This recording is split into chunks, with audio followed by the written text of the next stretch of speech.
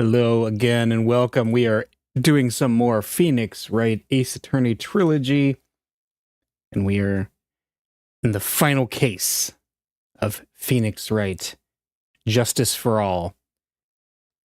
March 23rd, 2:35 p.m., District Court, Courtroom number 3.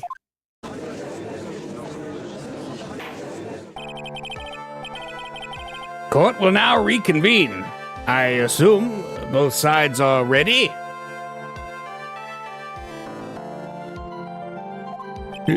Yes, Your Honor. Yes, Your Honor. I can understand the defense acting like this. However, why do you also seem distraught, Mr. Edgeworth? It's nothing, Your Honor. What's wrong with Edgeworth? It looks like something unexpected just happened to him. Well, Gumshoe just got into a horrible car wreck. And now then, Mr. Edgeworth, if you could please tell the court the results of the handwriting analysis on Miss Impax's suicide note. Yes, Your Honor. Unfortunately, we have discovered that this suicide note is a forgery. What? What do you mean, Mr. Edgeworth? This note was not written by Miss Impax herself. It is a fake. Order! Mr. Edgeworth, would you care to explain what's going on? If this was not written by Miss Impax, then who wrote it? We would need more time to do a more detailed analysis. However, it appears that the handwriting matches that of the victim, Mr. Juan Carida. Mr. Carida?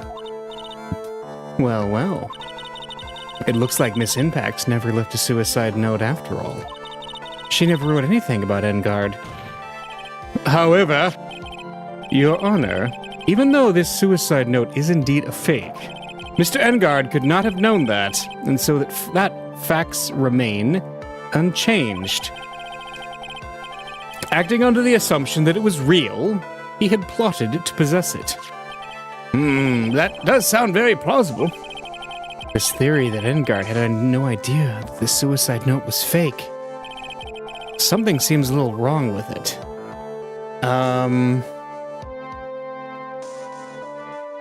The idea that Engarde knew the suicide note was fake.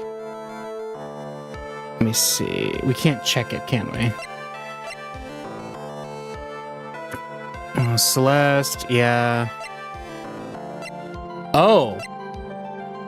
Because he had a spy camera. Yeah, because there was he had him on spy camera, right? Yeah, that has to be it, right?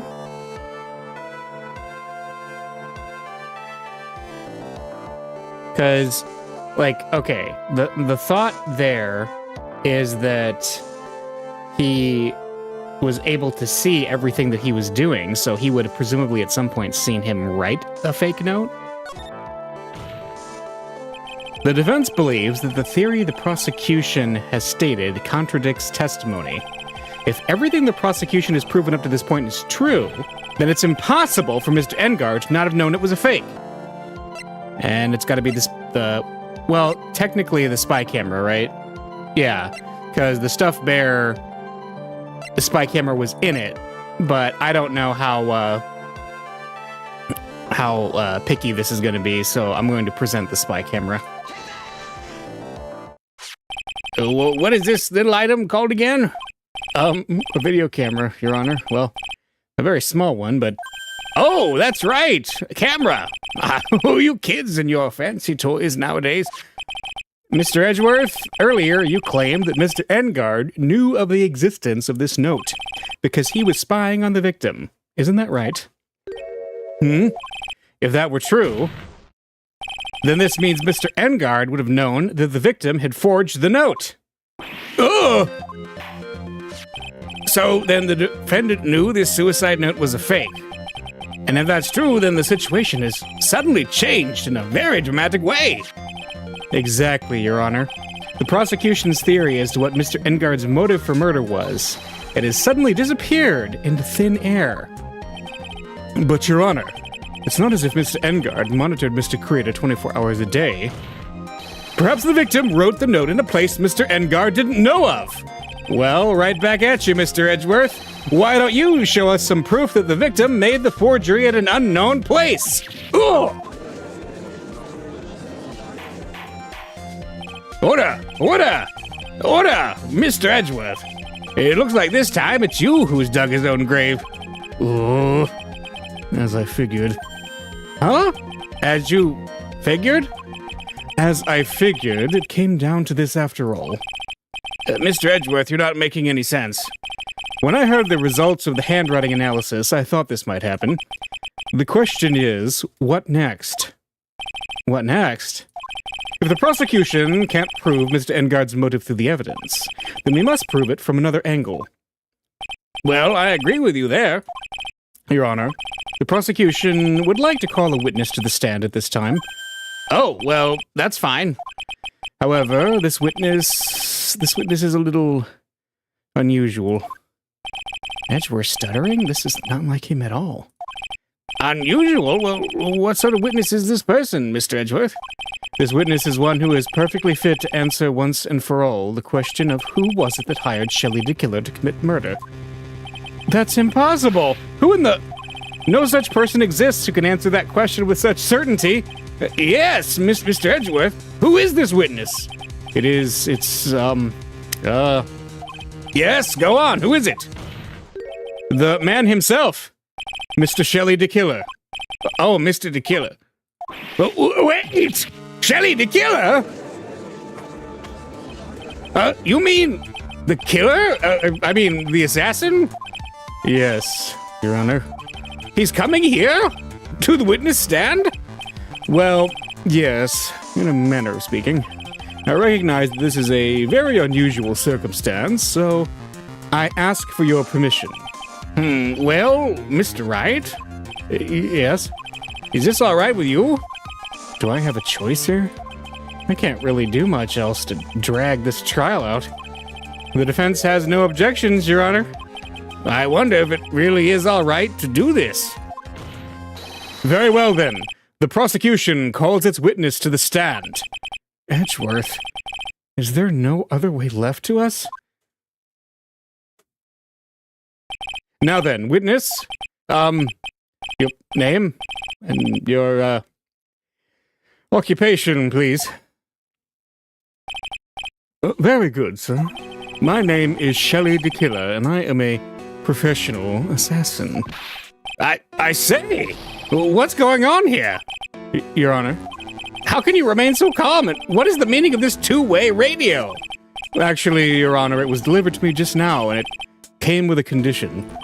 As long as we do not trace its source, Mr. the Killer would testify to this court. So this must be what that urgent phone call he got earlier was about. Oh no, this will not do. I can't allow this in my court. First of all, we can't even be sure this is really Mr. the Killer himself. Witness, please present some sort of proof that you are in fact Shelley the Killer. I understand. Please, wait a second. I'm so hungry. Maya! Maya! A voice! Mr. Wright, can you confirm anything from this? The defense has no objections to this person. We are satisfied that this man is indeed Shelley the Killer. Well, it looks like we've run into yet another unexpected turn of events. Well, it doesn't seem like we have too many choices under these circumstances, so... Now then, witness, there's one thing I would like to confirm before we speak of anything else. And what would that be? At the request of a client, you killed Mr. Juan Kurita. Is this correct? It is as you say. I did indeed kill Mr. Kurita. Ooh! Well, now that we've answered that, let's move on to the name of your client. Very well. This is all just a bad dream. Yes, that's it. It's a bad dream. Shelley the Killer. What is he going to say? Here we go. We're going to have a radio testimony from a trained assassin about my client. There is something I must first state. To an assassin, nothing is more important than the trust between a client and himself. And that is the reason I am here today on this witness stand. It is my wish that you grasp this concept before I give the name of my client.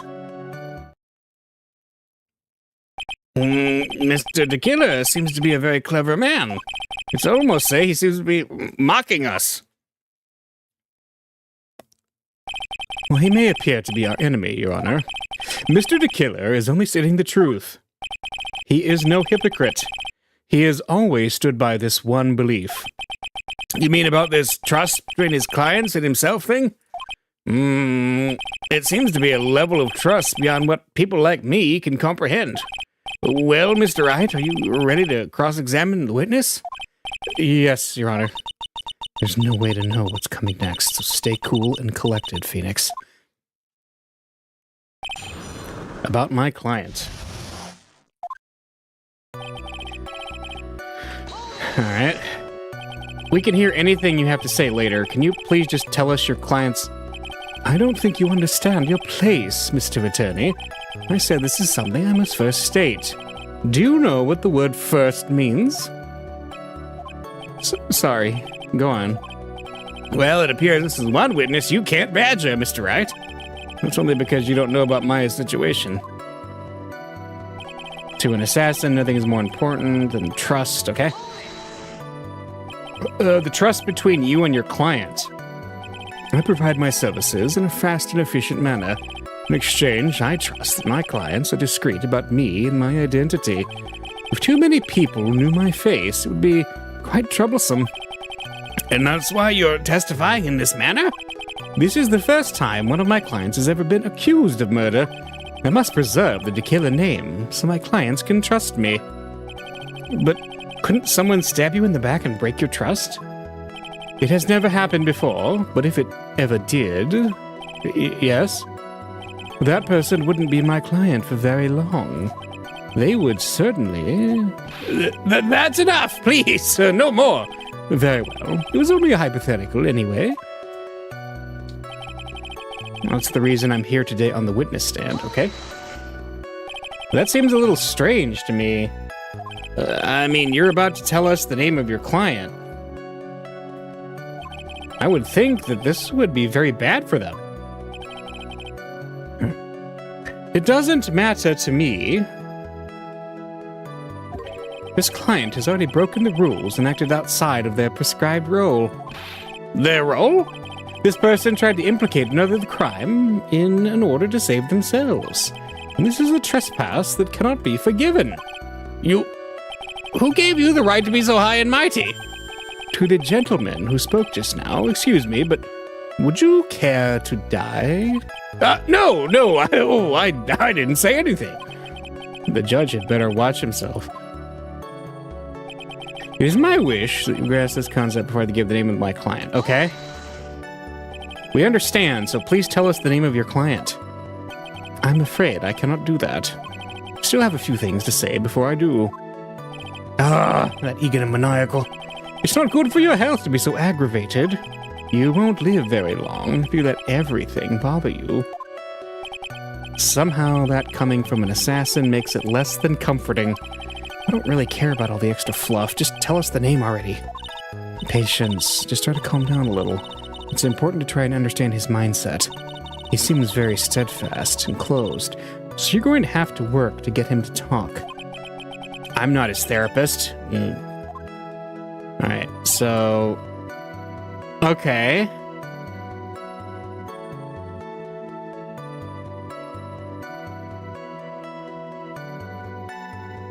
So, I mean, we've listened to him, so what? To an assassin? What is reason? I don't really care. Well, we... okay.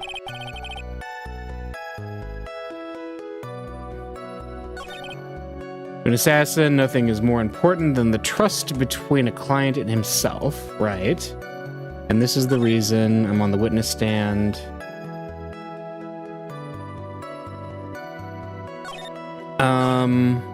Let's see.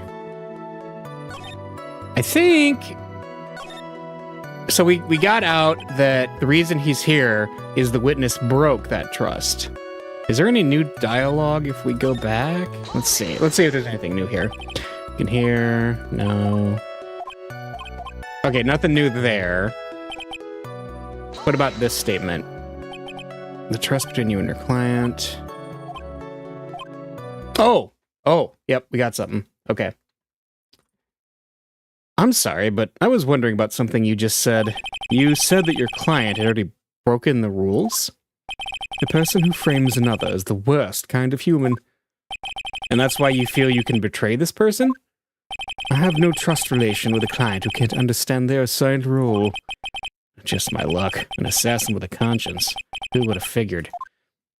Now then, everyone, do you think you can understand my logic? This case just keeps getting better and better. If you can't, then I'm afraid we can't proceed. Everyone understands your point, I think. Really.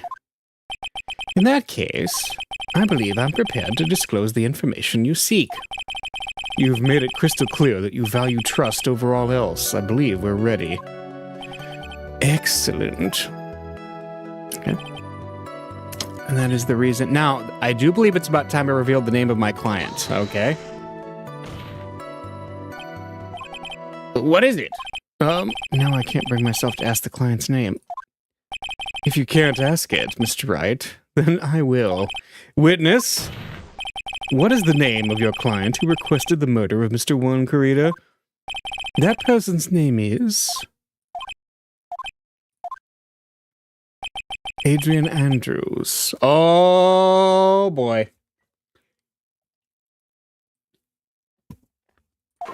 What? Witness? That's not who you told me it was earlier. Huh? Pray tell, what are you talking about, Mr. Prosecutor? I should think I know my own client, and it is Adrian Andrews. What? This can't be. On the phone earlier. What's going on here? My guess is that Mr. DeKiller just stabbed Mr. Edgeworth in the back. Stabbed Edgeworth in the back? I'm sure in order to get an audience with this court, Mr. DeKiller told him a different name. Matt Engarde, perhaps? I knew it. This is outrageous. I was deceived. This witness is telling a very serious lie. But you were the one who summoned this witness. You... Shelley DeKiller. My testimony is the truth. The defendant at the moment is Matt Engarde, am I correct? All I wish to do is help require his acquittal. Wow. All of a sudden it feels like you can actually win this. Yeah. The prosecution has failed to provide a motive and has instead provided this suicide note, which is a forgery created by the victim. Furthermore, there is a possibility that the defendant knew it was a fake. But most definitive of all, we have heard from the assassin himself the name of his client.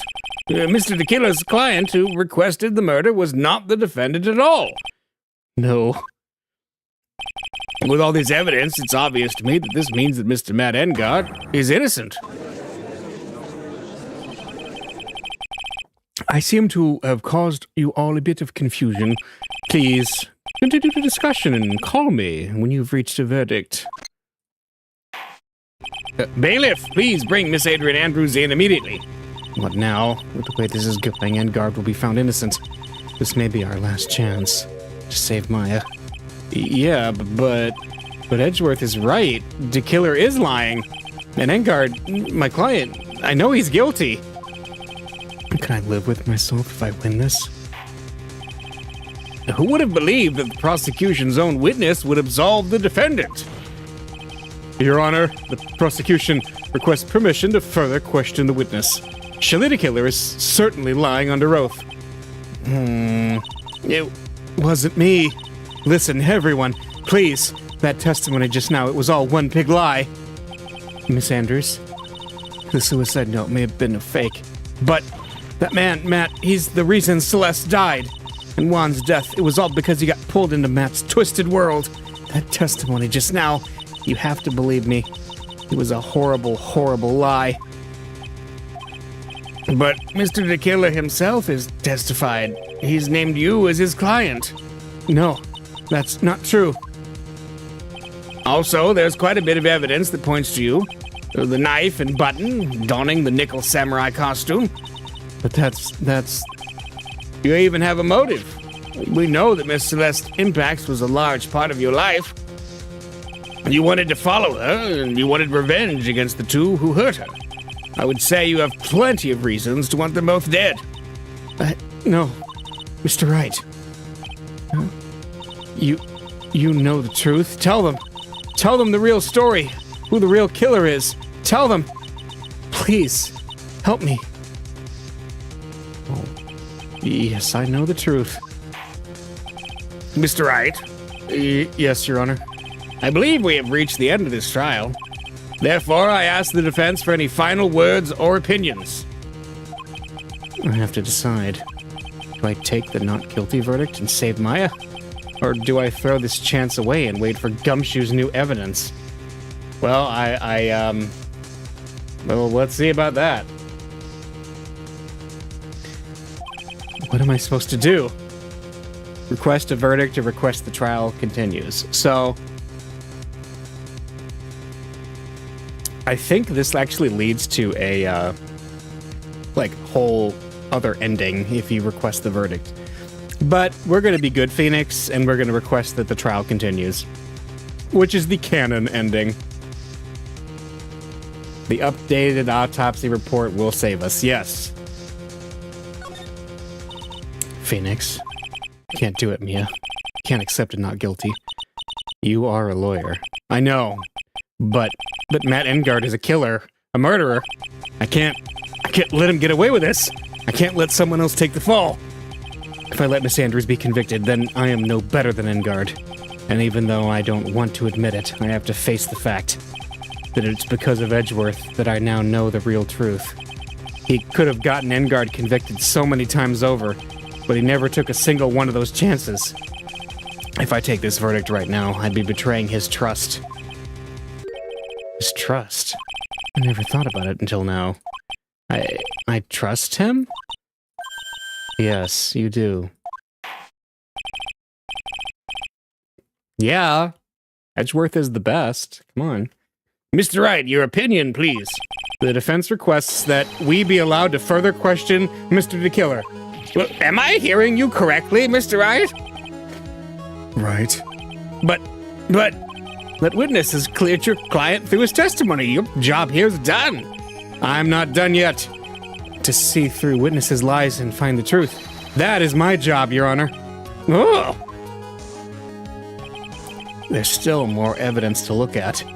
And I'm sure that once those pieces arrive here in this very courtroom, a miracle will occur. Very well, the trial will continue. Mr. Edgeworth, please reestablish connection with Mr. the Killer. Right away, Your Honor.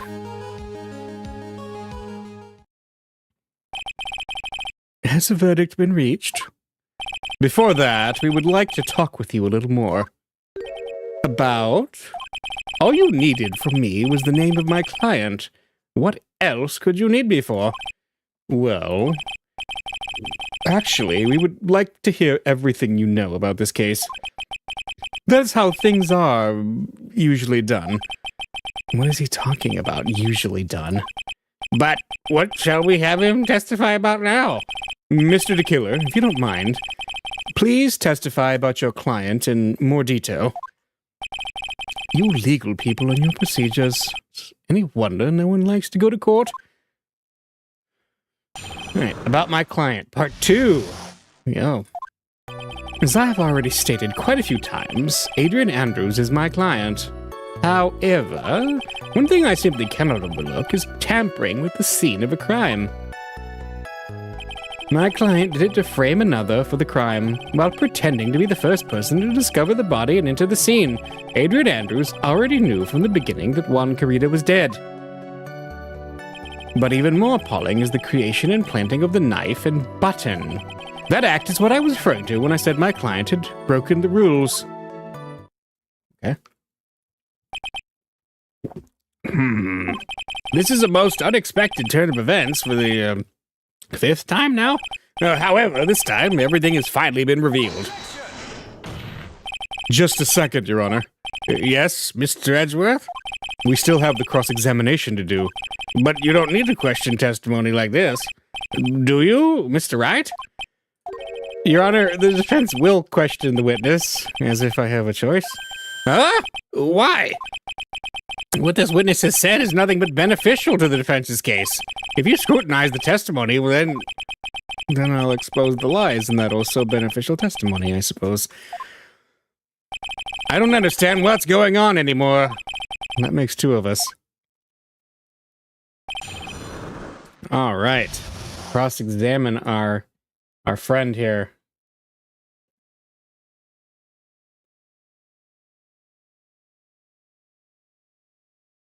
About my client. Here we go. Stated Adrian Andrews is my client. Okay. What is it, Mr. Wright? If I press him the wrong way, it might raise suspicions on his end, but I have to do something to waste more time. Witness, about requesting a hit? Yes? How much is your fee? I see you're also quite a dark-hearted man, Mr. Attorney. Huh? If you would like to talk business, we can do so after the trial. No, I'm not thinking of higher... Mr. Wright! Yes? You want to kill me? You want me dead? Don't you? What? Why would you think something like that, Your Honor?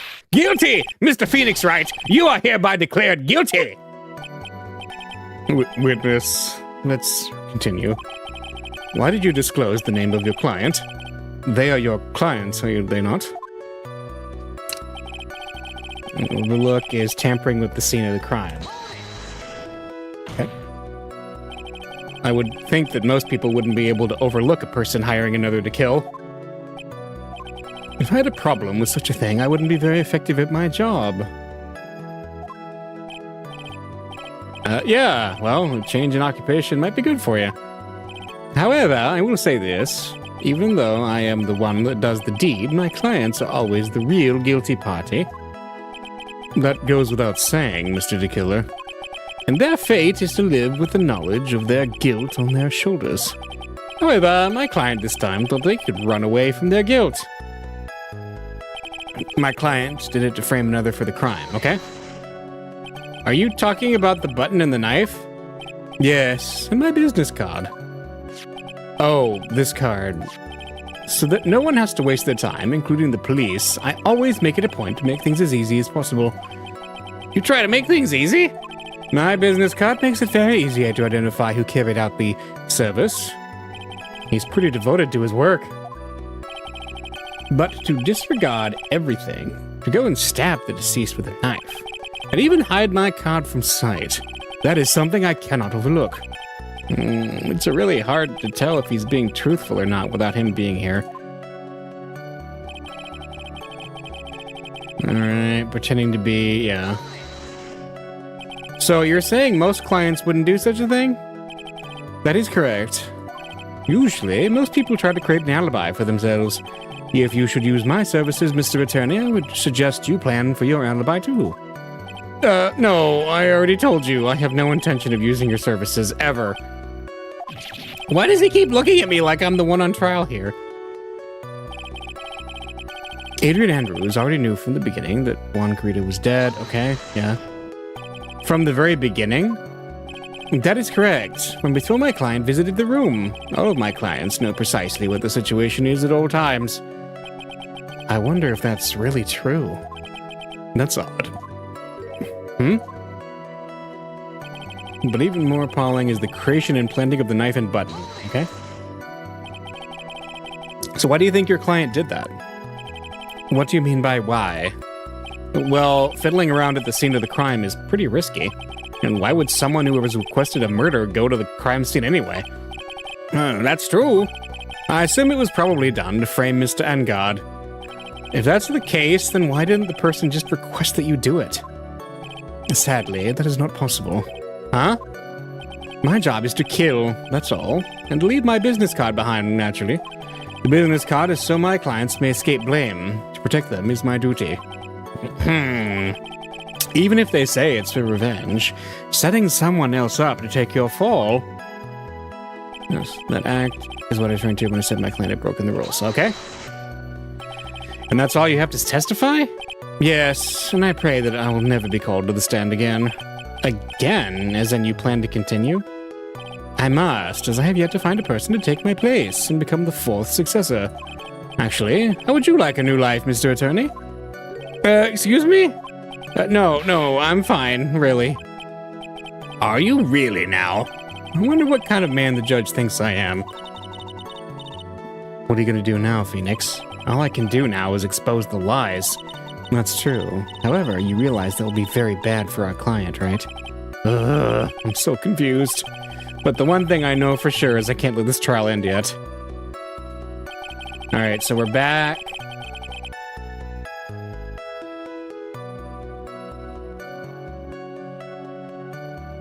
So, let's see. The one that Edgeworth had like a weird thing on was this one. Adrian Andrews already knew from the very beginning that Juan Corrida was dead.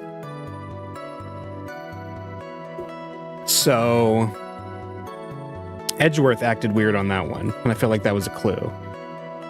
Adrian Andrews already knew from the very beginning that Juan Corrida was dead. Map of the Gatewater Hotel. Let me look at a lot of... Nah, that's not going to be in the radio transmitter. We'll look through our evidence and see. Guitar case. There is some water. Found next to the victim is filled with tomato juice. Bears Andrew's fingerprints. So in this one... Okay, let me think about this. She came into the room, right? And she found the body and set the wine glass down. So, the wine glass might actually be something that is a contradiction there. And we got the Jammin' Ninja button, was ripped from his costume, is covered in Corrida's blood, found in Engarde's Hakama. And then the knife, which is where, yeah. The wine glass seems like a contradiction. I don't think it's a strong contradiction, but it seems like a contradiction. Let's see what happens if we present it here. Oh. Thank you so much for taking the time to testify, Mr. DeKiller. What is the meaning of that attitude? When Adrian Andrews entered the victim's room, your client had no idea that Juan Corrida had been murdered. But how? How do you know that? From this wine glass, Your Honor. The glass? Mr. DeKiller's supposed client thought Mr. Corrida had only fainted, which is why this glass of tomato juice was poured for the victim. But isn't that just a part of Adrian Andrews' calculated plan? That is not possible, Your Honor. This glass bears the fingerprints of that person. Had this been planned, they would never have left their fingerprints behind. I see your point. Mr. Edgeworth, what's your opinion? Strangely enough, I had the same exact thought just now. Witness, how do you explain this strange phenomenon? Isn't it a waste of time to ask about such a minor detail? It's not a very important point anyway, correct? I'm afraid you're mistaken. If Adrian Andrews really is your client, as you claim, then your client should have had knowledge of Mr. Corrida's death. If not, then that can only mean that Adrian Andrews was never your client at all. How strange. Yes? Why is it that the attorney has yet to raise an objection at this absurd situation? Huh? Phoenix, the killer figures out what we're up to, we're in real trouble. Yeah, I know. Mr. Edgeworth, I'm surprised. You know you can't say things like that without any evidence. Sorry. Well, that was an awfully weak objection for the two of you. Anyway, I'm positive there was a contradiction in that testimony. The prosecution requests further testimony concerning when the request was taken. Very well. Right now, I have to buy us more time. While I wait for the items DeKiller left behind to get here, I just know that the very outcome of this trial lies with those items. All right, witness testimony request taking. This request came to me about a week ago. It was a request for my services on the night of the awards ceremony. We met at a certain bar to discuss and finalize a few matters. That is what occurred. I trust my memory, and I believe I've made no mistakes. Okay. So you physically met your client, huh? That is correct. Meeting one's client is the first step to building trust, in my opinion. I see. Well, Mr. Wright, your cross-examination, please. Request taking. Okay. This request, okay, about a week ago. 1 week ago? Are you sure? Yes, I'm quite sure. I, of course, had my own preparations, and I was barely able to finish. When you request my services, Mr. Attorney, I hope you will keep that in mind. Please, stop. In any case, my client this time had a very specific date and time in mind. Specific date and time? Well, yeah. He was a request for my services on the night of the awards ceremony, right? Did you ask why on that specific night? No. I try to fulfill all the conditions of my client's request. But as for why, I only had my suspicions. Your suspicions, huh? He had suspicions.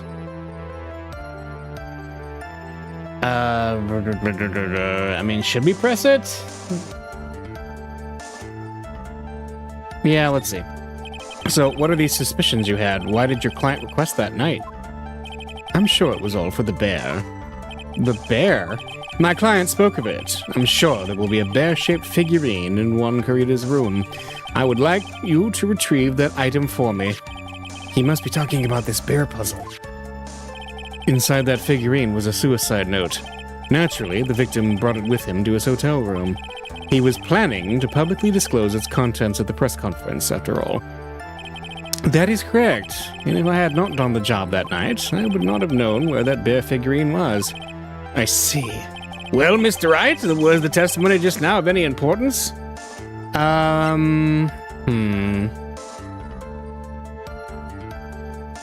Was it important? I don't know if it was. Well, let me think about it. So, the bear figurine... I mean, we know... It's something we already know. I kind of... Let's say not important for now. Maybe we can come back to it. What the killer said sounds plausible, but in the end, it's just his conjecture. No, Your Honor. I don't think it's very important. Well then, witness, please continue. Alright, we met at a certain bar. This is the one I really want to know more about. We met at a certain bar. So you met Adrian at a certain bar. So you physically met Adrian Andrews, right? Of course I did. What was that? What was with the brief pause? This one I want to press further on. Witness, I would like for you to give us a few more details. I always meet my client as a matter of principle. I have never taken a request by telephone or mail. And why is that? That's because I value the trust between the client and myself above all else. And the only way to establish that is to speak to the client while looking them in the eye. Well, Mr. Wright, was the testimony just now of any importance?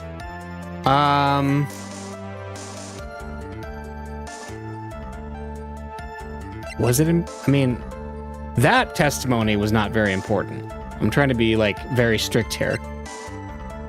But he didn't say anything about Adrian is the thing. I want to know more about it. I'm going to say not important for now and see what happens. So I said, why he meets his client is not important, and that wasn't the point. Witness, please stop sidestepping my questions. Aha! Got it. Okay. What do you mean by that? My question was, did you really meet Adrian Andrews in person? I have already told you, Mr. Wright, I did.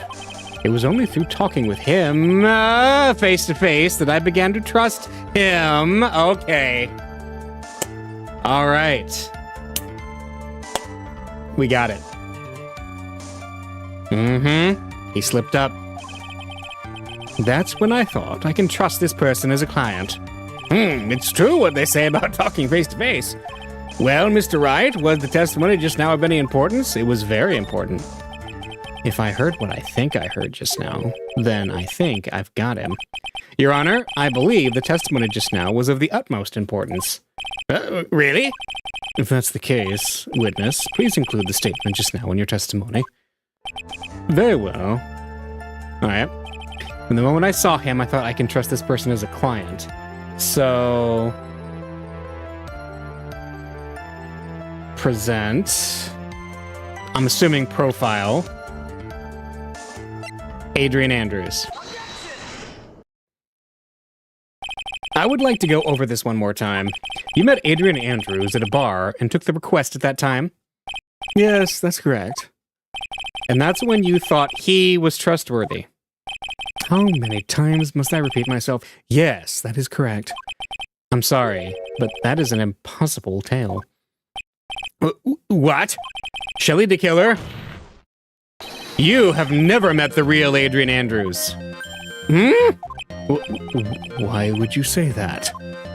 Because you made one very big slip-up. About her. So, what is the issue? What did you say just now? About her? If you had ever met Adrian Andrews in person, one look would have told you that she is a woman. Oh! Like the radio exploded. Order! Order in the court! Mr. Wright, what is the meaning of this? This witness testified to the following, that he always meets face-to-face with his clients when taking their request. But he's never met Adrian Andrews in person. Yes, Your Honor, that is exactly the point. That means Mr. DeKiller's client could not have been Miss Adrian Andrews. Wait, is it sweating oil? Okay. Mr. Edgeworth, I understand your logic on this one. However, why would the assassin make such a basic mistake? I believe it has to do with her name, Your Honor. Her name? Yes, Adrian Andrews is, without a doubt, a very androgynous name. Yes, I see. Unluckily for Mr. DeKiller, the entire time he was on the stand, no one had stated Adrian Andrews' gender. And so, he simply picked the wrong gender to go with. What? What's going on? Shelley DeKiller? This court demands an explanation. I think somehow I must have mixed this client up with another. So does that mean you remember something different now? Yes, of course. Please, if you would allow me to testify once more. No, he's just going to spit out more lies. Very well, but this time, please give us the truth, and nothing but the truth. Okay, request taking part 2.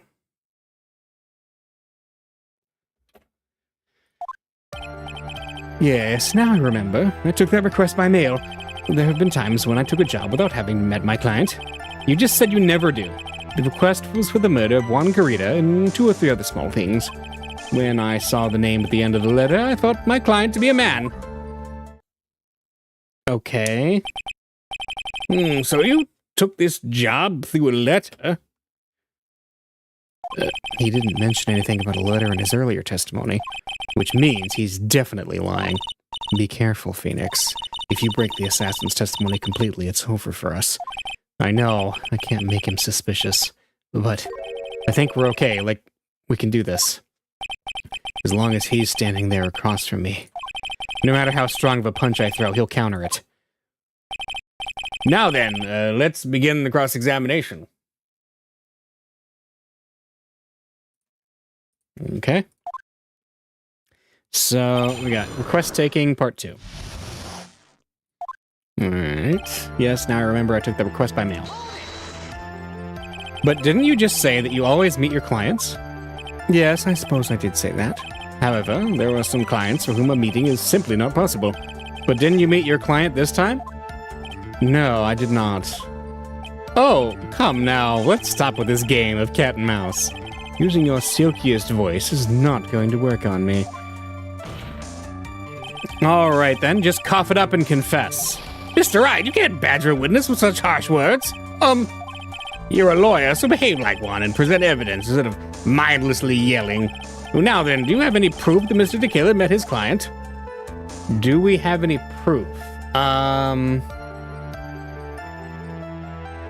we have that... Hang on, do we have that statement? Shoot, who said it that, was it Lotta who said that she saw somebody go to Engarde's room and hand him... I don't think we have that. Figurine, Celeste photo, the credit card receipt. I don't think we have Lotta's statement on that. No, we don't. Okay. We don't. No, I don't think we have any proof. I'm sorry, Your Honor. Unfortunately, I don't have any proof. I see. But then your line of questioning would just another waste of time. Sadly for us, Your Honor, that is the nature of right and wrong. Oh, times when I took a job without having met my client. Okay. And why could you not meet certain clients? Recently, I've been just receiving more requests. If I met each and every client, I would lose some nice business opportunities. Nice business opportunities? On top of which, the times have changed. It is now the age of information and computers, correct? Well, I have joined the Times and now take requests via electronic mail. Wow, DeKiller, you're like cutting edge. Like, okay, I'm pretty sure this is supposed to be the year 2017 I mean, remember this game was made in I think 2002. So, you know, set in 2017. Electronic mail? Do you have mail that in a specially insulated envelope? And can you type with boxing gloves on? Ah, I'm very sorry. I despise the shortening of words. What I mean by electronic mail is what is commonly referred to as e-mail. E-mail? In a contest of mimicry, the judge would beat a parrot, hands down. Anyway, so you took this job without having met your client, and... The request was for the murder of one Krita and 2 or 3 other small things. I want to know about that. What are the small things? 2 or 3 other things? Yes. And what were those other things? A few other things that have nothing to do with this case. What should I do? Should I let him slide with that? No. It'd be bad if I pushed his buttons the wrong way and he got mad. Now let's press. Whether or not they're related to this case is for the court to decide. Mr. Attorney? Yes? Everything I've said from the beginning has been nothing but beneficial to your client. Which is why I wonder what is pushing you to continue with this cross-examination. Could it be that you are planning to betray your own client? That's... I smell the stench of a backstabber, and should you turn out to be one... Wait! Uh-oh, this is looking really bad. I shouldn't press my luck. Alright, I have to think. Is this worth pursuing? Yeah. Yeah. Okay, wait. One of the things he had to, Oh my gosh, yeah. One of the things that he said earlier was that I was pretty sure he wanted me to go get the bear, right? And here is the thing, right? engarde specifically told us that he was going to record DeKiller killing so that he could blackmail him in the future. And DeKiller has been talking about how much trust is important to him. This is gonna get really rough. If we gotta press. Witness, this is a very important matter. Please cooperate and tell us what these other jobs your client requested were. If it's truly that important, I suppose I don't have much of a choice. The bear figurine. The bear figurine? After the assassination of the target, I was to find that figurine. I was told that this job was just as important as the actual killing. And where was that figurine? It was inside Mr. Krita's suitcase. And then what did you do next? I handed it over to my client right away. You gave it to your client? Interesting. This information certainly sounds important to me. Witness, please include what you just stated in your testimony. As you wish. Yeah. One of those was the bear figurine, and one of those was to find the and give it to Adrian Andrews. But wait a minute, doesn't that say in here it was found in? But we found this figurine in Engarde's house. That's a contradiction, right? Yeah. Shelley the Killer, if you had really given the bear to Miss Andrews, then this item should not have been inside it. This item? I see where you're going. Yeah, that's where I'm going. Where's everyone going? Do I need to pack a suitcase? Your Honor, please think back to Miss Andrews' testimony. And I was going to burn it, for her sake. If even for a single minute, this bear had actually been in Miss Andrews' hands, I'm sure she would have taken the suicide note out and burned it. Order! So that's where you two were going. So by the very fact that the suicide note was still inside the bear, it tells us that your client didn't know how to dismantle the puzzle. Which means? It means, Your Honor, that it's impossible for Adrian Andrews to be the client. Oh-ho! Order! Mr. Phoenix, right? Huh? I'm sure I mentioned this before. How I hate traitors above all else. I think your cross-examination has clearly demonstrated something to me. You must wish to break your end of our agreement. No, that's enough. If that is your intention, then there is only one thing for me to do. Wait, please. Gentlemen, ladies, please excuse me. I have a matter that I must attend to. No, please. Not that. Please, wait. Mr. Attorney, bring this trial to a speedy end and I may stay my hand. Otherwise...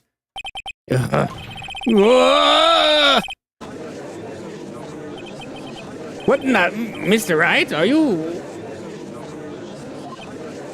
Mr. Edgeworth? Yes, Your Honor. I don't understand this witness's outburst just now. Do you think there's a need to hear more testimony, or is this enough? Well, we should. Edgeworth, we can't do this. If we keep this up, she'll... the prosecution, What's come over everyone, even you? The prosecution rests. What's going on around here? The prosecution has no further questions, Your Honor. What?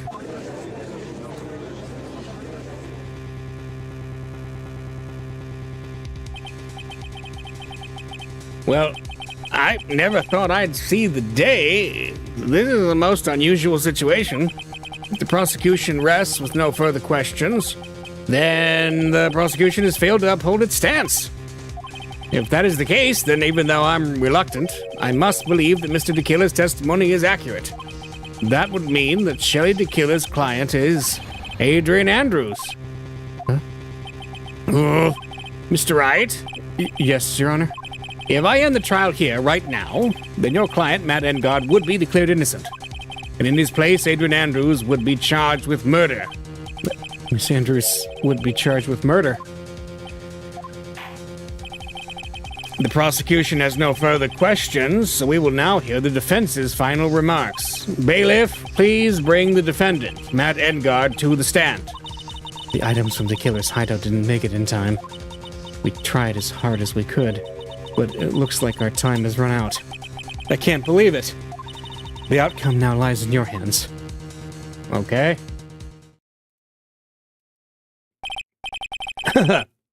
Dude, did the old guy finally decide?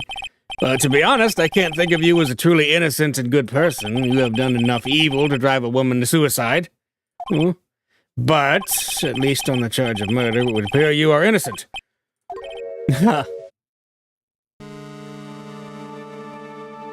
So, I guess even the old fuddy-duddy figured me out. Mr. Engarde, What an atrocious lawyer I have, giving his own client up like this. And not refreshing like a spring breeze crap, it's just as atrocious. Don't you agree? Anyway, get on with it and pronounce me innocent already. Right, Mr. Lawyer? Should I side with justice?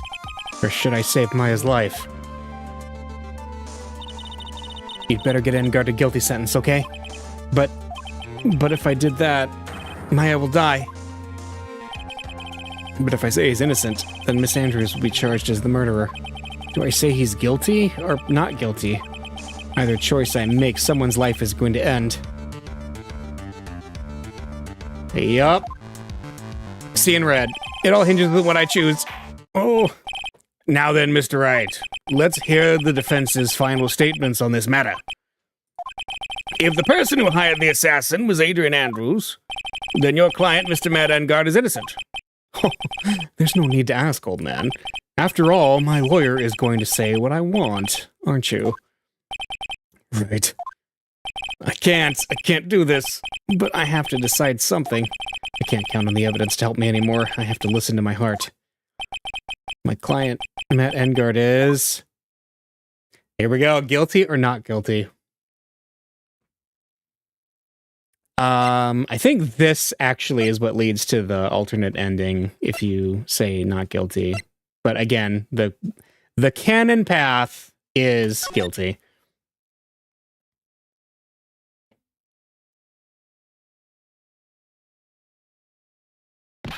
We are waiting for your answer, Mr. Wright. Matt Engarde, your client, deserves an answer. Or Matt Engarde, your client, deserves an answer. Maya, I'm sorry. Matt Engarde is... Oh! Franziska von Karma? What are you doing here? Ow! You see now, don't you, Mr. Phoenix Wright? This is exactly why you should never take your eyes off of that scruffy fool. Did you bring them? The final pieces? Do you have them? You should know better than to ask that, Mr. Miles Edgeworth. Your Von Karma is perfect in every way. The evidence is here in perfect condition. Don't worry about Scruffy. He's fine, and his injuries are minor. All of the items are inside this. What a filthy old coat this is. That's Gumshoes. I can spot his tattered rags anywhere. I apologize for its ugliness, but there was nothing else to wrap the items in. I fought long and hard this whole trial, all for what is inside that raggedy coat. I'm sure that inside that coat lies a crucial piece of evidence. Your Honor, inside that filthy coat are the defense's final pieces of evidence. Your final evidence?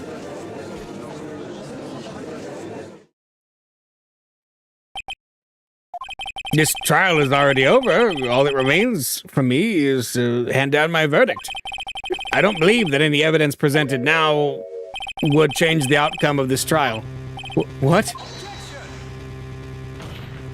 Your Honor, it is our duty to examine every piece of evidence down to the last. I request that Miss Von Karma be allowed to present these pieces of evidence. I suppose you're right, Mr. Edgeworth. I grant permission to do so. However, this one obvious rule applies here. If these items do not bring up any new points, then they will not be accepted by this court. Now, Miss Von Karma, if you please. These pieces of evidence are the items left by the killer during his escape from the police. He must have been in quite a rush. Yes, Your Honor. The killer left 3 pieces of evidence. Somewhere among the evidence we're about to see, there will be something that will turn this whole situation around. Like a miracle. I'm sure of it. That's all we can hope for. Alright. The first item is a pistol. Does the killer's pistol have anything to do with this case?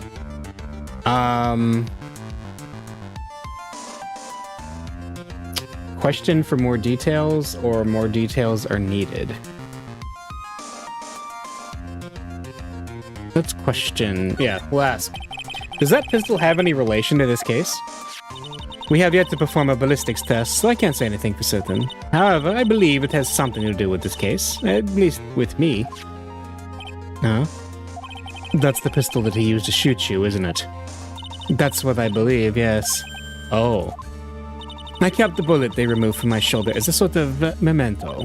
I'm sure it will be an excellent sample for the test. So that's the pistol that was used to shoot Francisca.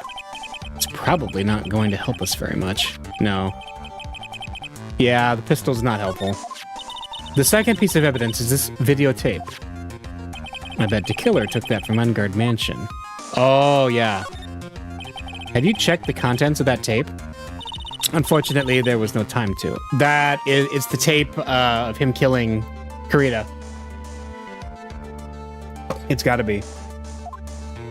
Oh, yeah. But I would speculate that this tape is very important. Why would you say that? Because he came back to his hideout for it. The killer went back for it? That's right. It looks like he was trying to recover it. He injured 3 of the officers at the site. But somehow it looks like they managed to protect it from the killer. Shelley the killer is no ordinary man. One of the items retrieved, the killer violently tried to recover it. The last piece of evidence is this bellboy's uniform. Is that a uniform from the Gatewater Hotel? It sure is. Question. What was that used during the crime? I am almost certain it was. There's even a pair of black leather gloves in one of the pockets. There's no doubt about it. The killer was wearing this on the night of the murder. There is one thing I found interesting about this uniform. And what is that? There is a button missing on this uniform. A button? It's a very unique button. I'm sure if we were to recover it, it would provide us with an interesting clue. Yep. But bellboy uniform added to the court record, but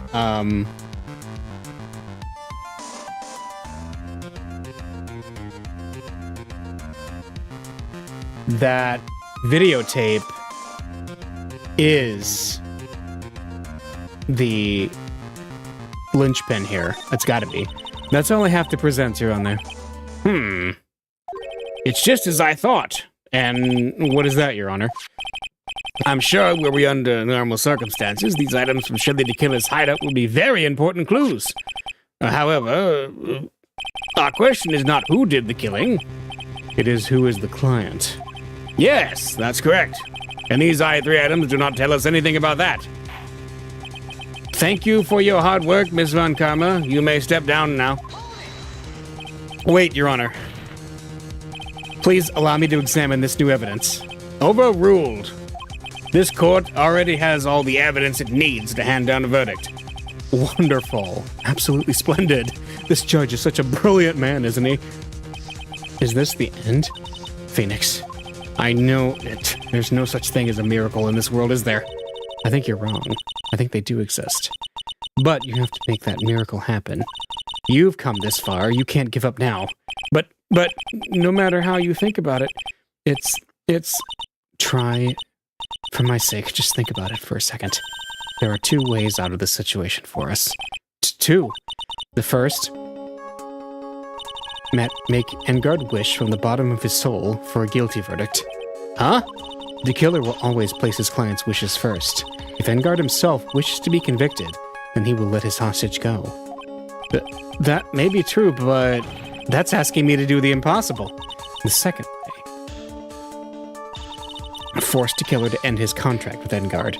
If the killer were to no longer think of engarde as a client, then he would let Maya go. Mia, that's even more impossible.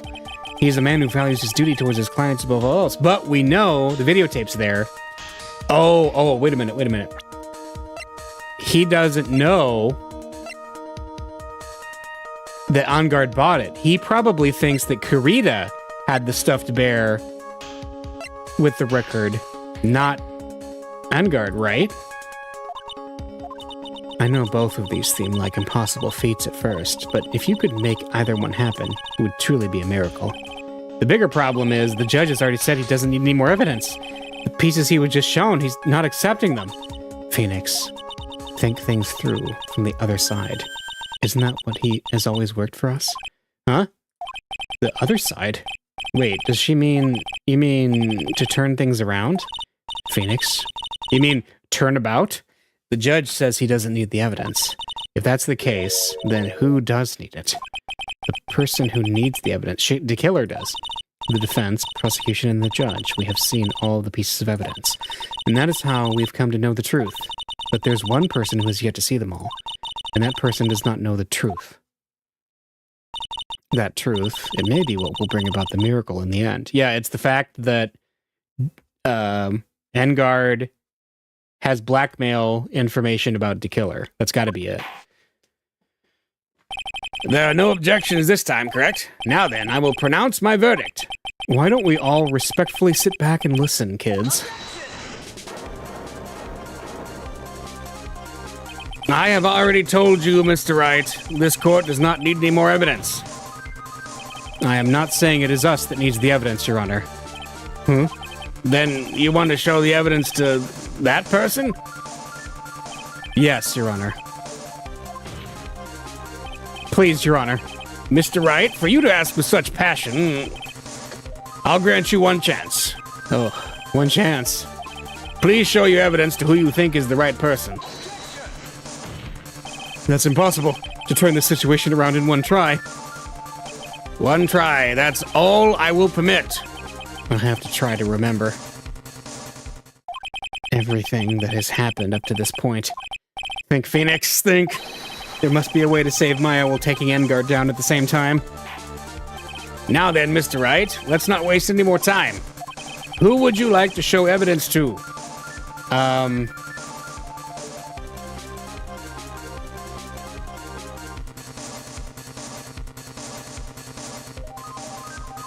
We need to show evidence to Shelly the Killer. Or, sorry, not John Doe. I like that John Doe and Shelly the Killer are two different profiles. Alright, Shelly the Killer. I see. And now, tell this court what one piece of evidence you would like to show this person. The videotape.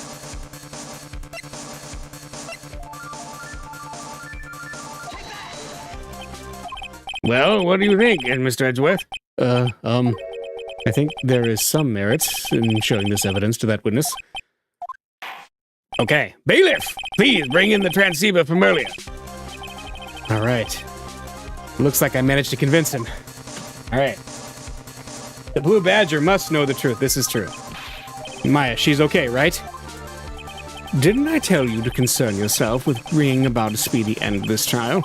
Now, if I understand correctly, you wish to show me one piece of evidence? Yes, one is all I need. I have here a videotape. It was found at your hideout.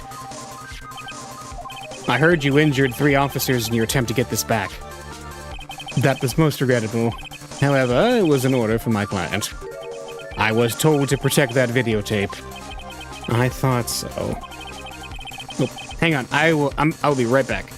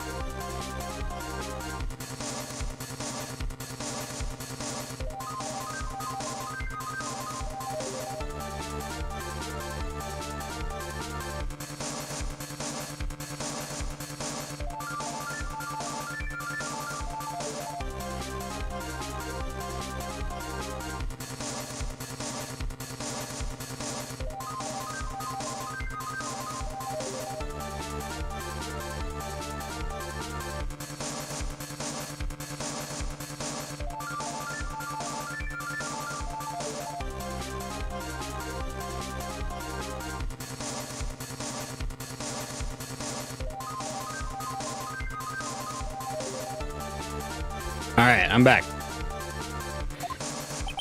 Do you know the contents of this tape? I was sternly told by my client to not watch it, so I have absolutely no idea. Actually, you're on this tape. Me? There was a video camera hidden at the crime scene. Your actions were being recorded. What? Is that true, Mr. Wright? Who was it that planted a camera? Well, The only person who could have placed a camera at the scene of the crime would be your client, naturally. That was Adrian Andrews? Be quiet and listen, Your Honor. Yes, sir. Nice. Your client specified a place and time for you, isn't that right? Yes. That was so they could film you. I had no idea. Mr. Wright, why would my client do such a thing? I would like to know why. Why did Matt Engarde film? He literally said to blackmail him. The reason why he did that is my ticket out of this whole mess. There's only one reason why your client would secretly film the crime scene. They wanted to blackmail you. Your client once told me something very interesting. We were talking about you, and this is what they said. Yep. Yeah, no weakling, don't believe anyone, least of all assassins. Yep. And, yeah, assassins aren't above blackmail, so he takes the video, and I can even blackmail him if I want. Yep. Yep. Your client didn't trust you at all. They were thinking of using this video to blackmail you. What do you have to say to that, Shelly the Killer? Oh! It looks like I was being deceived from the very beginning. Yes, by a natural. That's the kind of person they are. Your client is a person who only thinks and plots of how to use the people around them to protect themselves from any and all dangers that may arise. That is the true nature of your client. I have one question for the witness. Yes? You told us one thing numerous times during your testimony. You said that you detest traitors most of all. Yes, that's right. But what if that traitor was your own client? What would you do then? That's obvious. I would break our contract in that case. And then, that client would become my next target. For the honor of the Tequila name, even if it takes an eternity, I would follow that person to the ends of the earth to exact my punishment.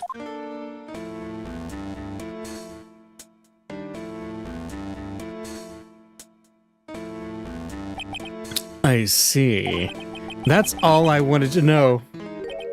So the traitor becomes Tequila's next target? Ah, I get it. This is how we'll turn this case around. Mr. Wright. Yes? My contract with my client is over as of now. I seem to have a new job on my hands. I will now return to you your precious item. What the? I'm not an item! Maya, I thought I'd never see you again. Oh, thank goodness.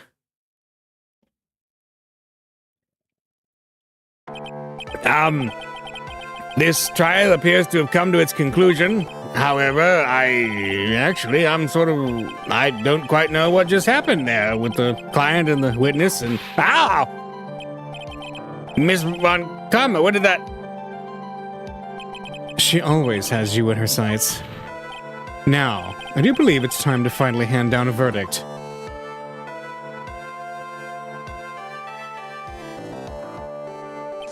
Mr. Engarde, it looks like somehow you got what you wanted. You will finally receive the acquittal you wanted so badly. You should be happy. But before that, I would like to make one final statement. Sometime in the near future, one very betrayed assassin may appear before you. Needless to say, that man is very good at what he does. I'm sure you would understand what I mean if you watch this video. Help me! Now then, Your Honor, the verdict, if you please. Is this all right with you, Mr. Wright? We have finally reached the end of a very long battle. Whether he's convicted or acquitted, there's no escape for him now. Go on, Phoenix. Plead whichever way your heart tells you. Right, Chief. We'll plead guilty. Matt Engarde, even though I'm a lawyer, I cannot make your crime disappear. I think a guilty verdict is appropriate here. Me? My wonderful self? Guilty?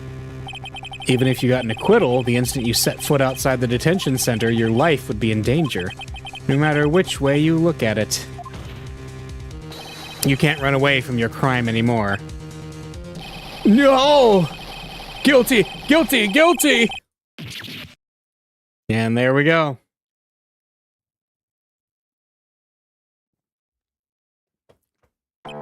As always, it looks like we've uncovered the real truth. I don't remember you helping out much in this. Mr. Edgeworth, how is Matt Engarde? I've left Miss Von Karma in charge of his incarceration. I'm sure he's getting a full-course meal of whip leather right about now. Very good. That was a close one, wasn't it, witness? Yes. I plan to pay my debt to society from my own crime, Your Honor. The first time I was called to the witness stand during this trial, all I felt was despair. She must be talking about the time Edgeworth really went after her. I guess she's trying to forgive him for what he did. Yeah. He got pretty intense. But after that, when I was alone at the detention center, that's the first time I really saw myself for who I am.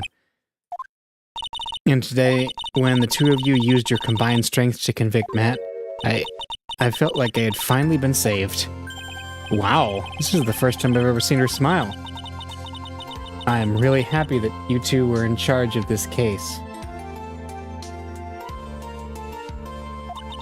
I really don't know how to express how I feel at this moment. This is the first time I felt comfortable with myself, with who I am. Thank you so much, everyone.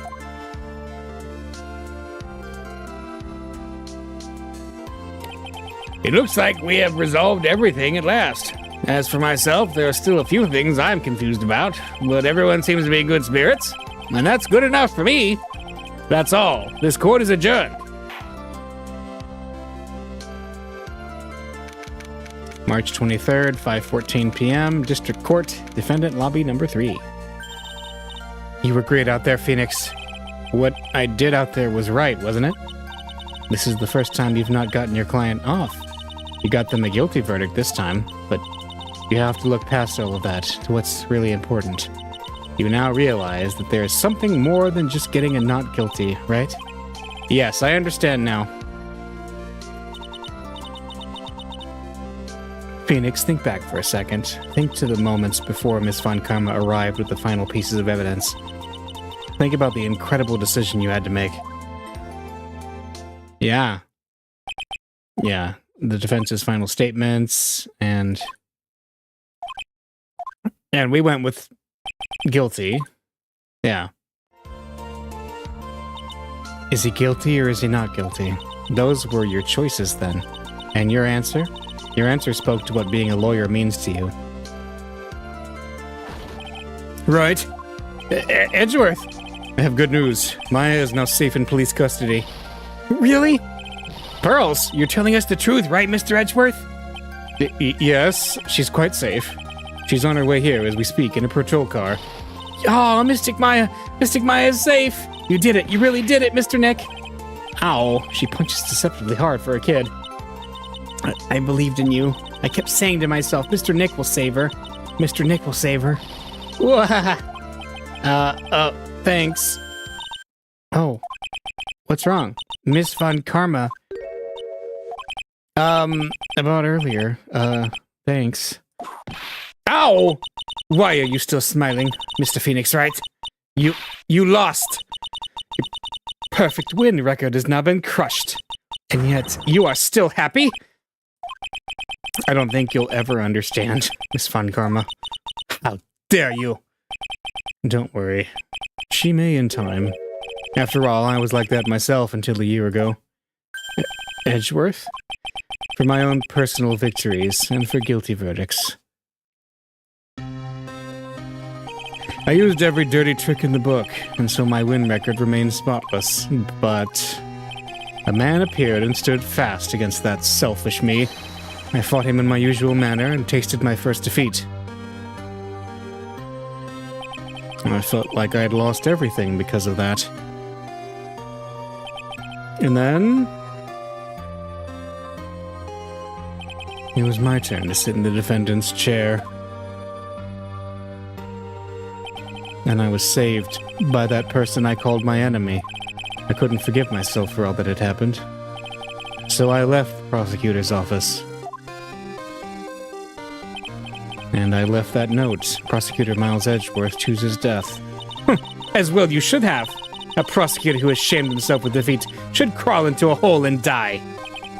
But that was not what happened.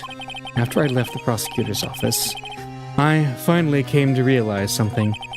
And it was in that moment of clarity that everything began to change. What foolish nonsense. We prosecutors use anything we can to attack the defendant. But every time we did so,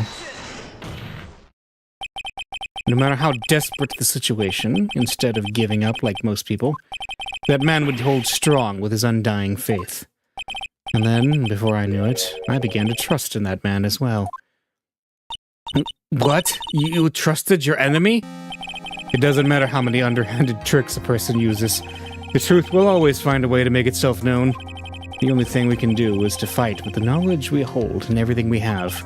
Erasing the paradoxes one by one. It's never easy. We claw and scratch for every inch. But we will always eventually reach that one single truth. This, I promise you. The truth? Yes, that's the reason why prosecutors and defense attorneys exist. But I'm sure you knew that already, didn't you, Wright? That's why you couldn't forgive me, this man who went into hiding. Isn't that right? This man who only had his sights set on victory, who ran away into the night? Ah! Is Mr. Edgeworth right, Mr. Nick?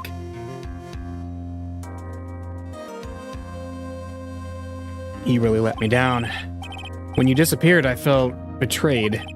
The reason I decided to become a lawyer to begin with was because I believed in the things you said to me all those years ago. And you betrayed your own words. That's why 1 year ago, I made up my mind. I decided that the Miles Edgeworth I knew had died. At least that's what I told myself. You pathetic fool! Miss Von Karma? I don't want to hear the wretched whimpering of a disgraced loser. A Von Karma is someone who's destined to be perfect.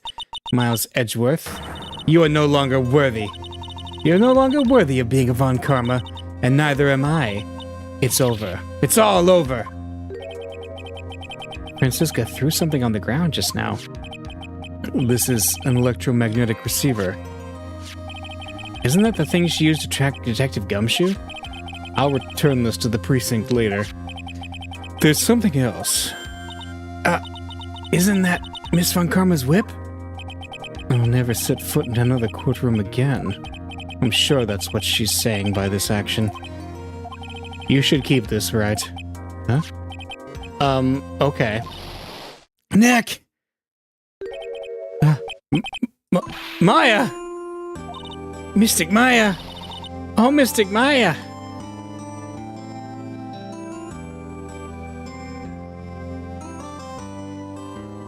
Yay! Everyone's back together. Oh, Nick, I knew you'd come through. Got engarde convicted like I knew you would. And on top of that, you even rescued me. Well, of course I did. You know I'd never desert you. But we sure pressed our luck this trial. You're really lucky to be standing here. Whatever. Look, it's over, okay? Besides, if I did croak, I would just come back and haunt you like a bad ghost through Pearly. Is it really that easy to do something like that? Thanks a lot, Nick. Don't mention it. Maya. Oh, Mr. Edgeworth. I'm relieved you're all right. Hey, it looks like you've made some real progress, Mr. Edgeworth. Well, I suppose I'm a little different from who I was a year ago.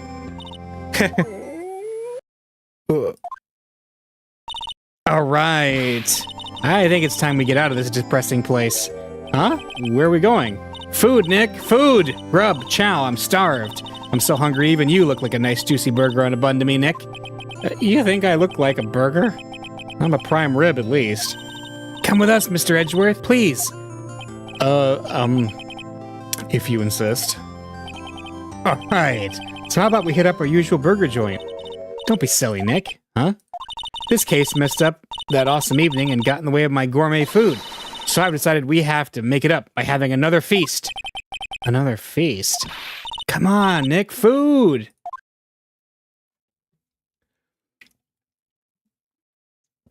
We're back at the Gatewater Hotel. March 23rd, 7:38 p.m., Gatewater Hotel, hotel lobby.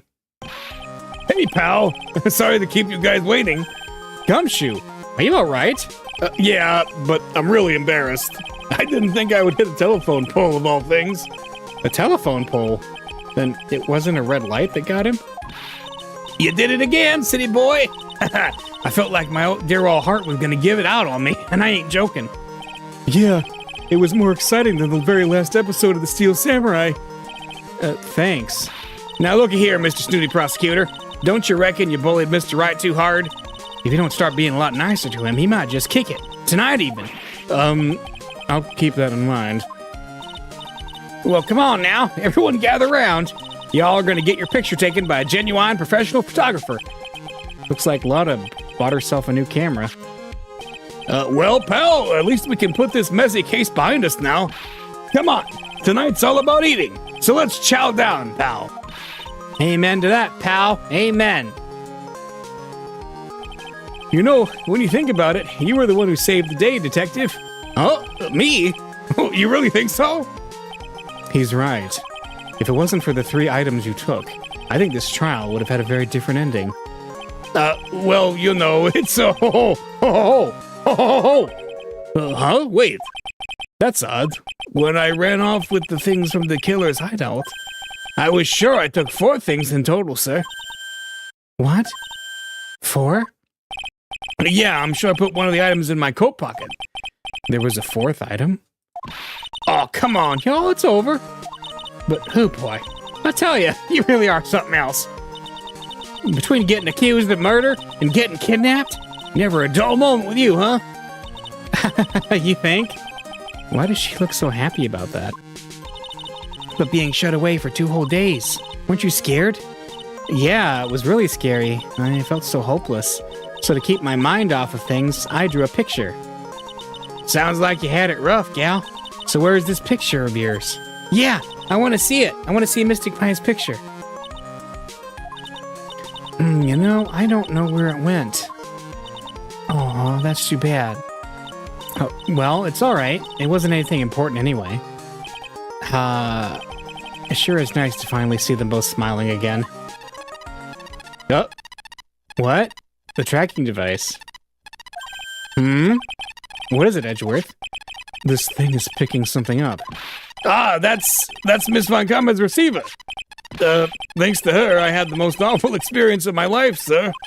I can't believe she stuck a tracking device on me. That's odd. Even though you're standing right here, the tracking device seems to be in a different location. Oh, it's probably busted or something, sir. Well, it doesn't matter. I'm afraid it's about time for me to excuse myself. I still have some work to do. Huh? But Mr. Edgeworth, you haven't even eaten anything yet. And you've eaten way too much, you glutton. I had fun tonight. Now, if you'll excuse me. Wait. What? I just want to say thanks, Edgeworth. You really saved me out there. If anyone should be saying thanks, it should be me, right? I feel like words alone are enough here. I wonder if there's anything I can give him to express how I feel.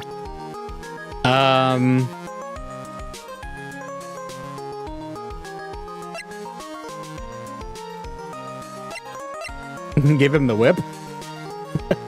Actually, I think... Are we supposed to give him the whip? Let's see. Yeah, I mean, nothing else makes a lot of sense, really. Let me take that. What's this? Thank you. It's all thanks to you. Yeah, 4-day tomato juice, obviously. Yeah.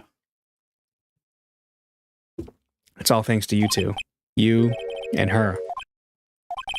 You don't need to thank me. I was only doing my job.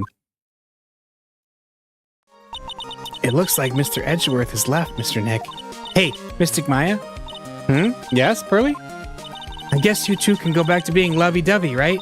You and Mr. Nick, I mean. But Pearly, would you cut it out already? You're embarrassing me. Anyway, so who's paying for this lovely dinner party? As if you need to ask, everyone say thank you to Nick. Huh? Yeah. I'm kind of at the point where I can't even buy instant noodles, pal. So I kind of already put your name on the bill. Huh? Huh? Yeah, I got me a situation just like that myself. There was this camera shop in this hotel, see, and I just bought myself this good old beauty here. It better be, anyhow, for $3,000. Huh? Huh? Huh? Huh? Actually, I reckon you bought it for me, since it's on your tab and all. What? Huh? Huh? Isn't this great, Mr. Nick? Yeah, Nick. Why do I suddenly feel like screaming? Aw, you don't need to hold back now, you hear? Yeah, pal, time to let it all out. This is gonna be the first time I hear the real you. Go on, it's been a while since I heard you say it. I've been busy being a hostage and all. All right then, if you say so. And there we go. And that is the end of Phoenix Wright, Justice for All, the second game in the Ace Attorney trilogy. He really came through for me, Nick. I had to hide that letter, but I knew you'd find it. I really feel like I've been living on the edge lately. I mean, I've escaped death 3 times now. Pretty cool, huh? I feel like a pro.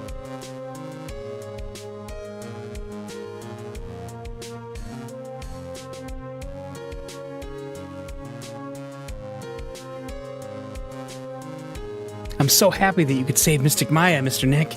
And I'm so happy for the two of you. Speaking of which, I think this hotel is a popular place for honeymooners. So I sort of made reservations for the two of you just in case. Wait, Pearl went from not knowing anything about anything to making reservations at a hotel?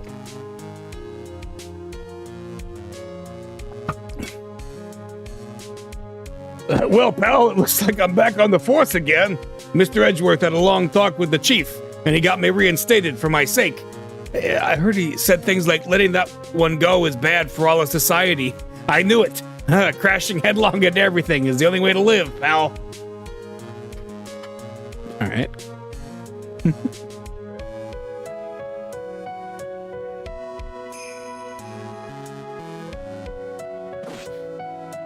I, Maggie Bird, am retiring this uniform as of today, sir. I'm going to be a waitress from now on. And bring smiles and joy to the people who come by the restaurant, sir. I hope you'll stop by sometime, Mr. Wright.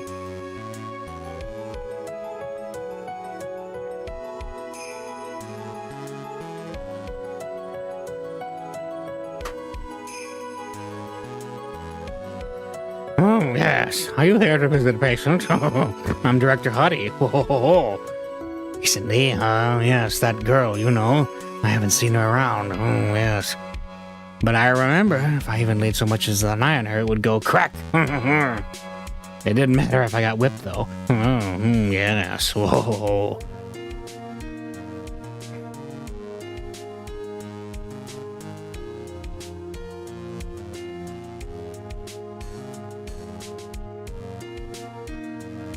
It's time to begin our quest of world circus domination, sweetie. And to let the world know we're serious, I plan to make a fabulous flight to Zimbabwe. Hey, Max, what do you think Zimbabwe is like? Do you think there are castles made of cake and bunnies who can talk? I think if there are any talking bunnies, even they won't laugh at Mo's jokes.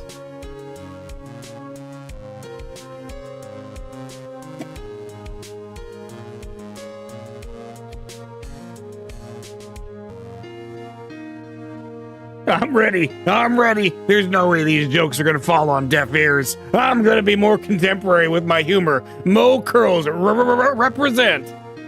We've got our new act all worked out. Prepare for the Hallelujah chorus. Say something, will you? You're supposed to start this off. Get on with it.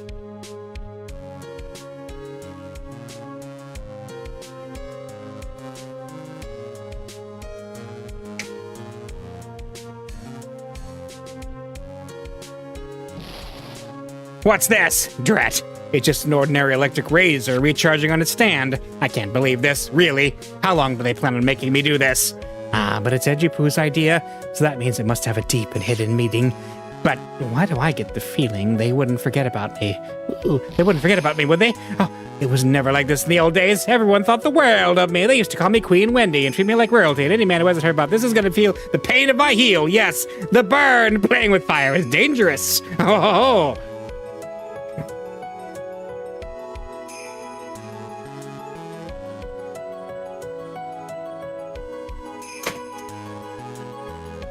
Old bag. I appreciate everything you and Mr. Edgeworth did for me from the bottom of my heart. Oh, that's right. I received a letter from Miss Von Karma. She said that after I get out, I should feel free to consult her about anything at all. I'm really thankful to have met everyone. Yay! Adrian Andrews gets a good resolution.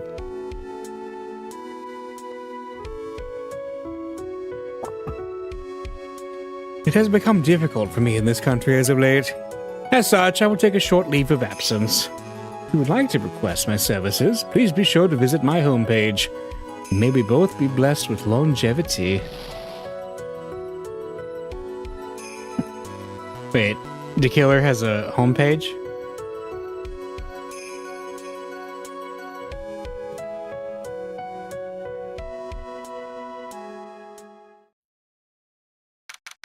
March 23rd, 9:42 p.m. International departures, gate 12.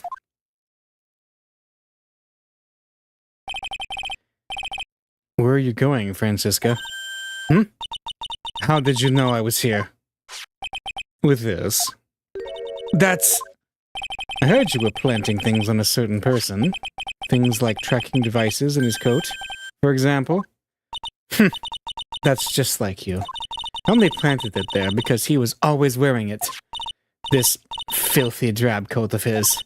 I don't know how it ended up in my luggage, but it's going in the trash. I promise you that. Oh, that's right. Speaking of that man, he told me something very interesting.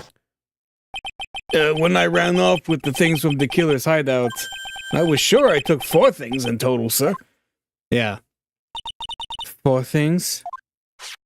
It seems he put the last one in his coat pocket. He put it in here? It doesn't matter anymore. The case is already over. What are you going to do now? That's none of your business. Are you running away? Shut up! You don't understand a thing. You can't possibly understand what it means to be Manfred von Karma's daughter. Francisca. So many expectations from everyone around me. Expectations I must fulfill. I am expected to win no matter what. And failure? Such a thing is not an option for me. My father was a genius. There's no doubt about that, but me, I am no genius. I've always known that. But I had to be one. I had to. You may not be a genius like your father, but you are a prosecutor. You have been, and always will be. No, I'm not. Not anymore. I've even thrown my whip away. Speaking of that, Wright gave me this to hold on to. Right. You knew something like this would happen, didn't you? I'm going to say this again. We prosecutors do not fight for personal honor or pride. I hope you will think deeply about what you should be striking down with that whip. You haven't changed a bit. You've always left me alone and walked on ahead without me. Miles Edgeworth, I've always hated you. And then, finally, my chance to take my revenge on you arrived. If I could win against that man, if I could make Phoenix Wright bow down in defeat, then this girl you left behind would have risen higher than you. That was supposed to be my revenge. I see. You know, I can't do it. I can't change who I am. I can't throw away everything I've been until today. I believe you can. Just like how Adrian Andrews did. Adrian Andrews? You were going to use her during the trial, right? But you were dependent on your father by using his tactics. Isn't that right? Today, you chased after me after I'd left you behind all these years. And that's why we're standing here now, side by side. But I have no intention of stopping. If you say you're going to quit your walk down the prosecutor's path, then this is where we part ways, Franziska von Karma. I am Franziska von Karma. Don't think I'm going to walk in your shadow forever. Our battle begins now, so you better prepare yourself, Miles Edgeworth.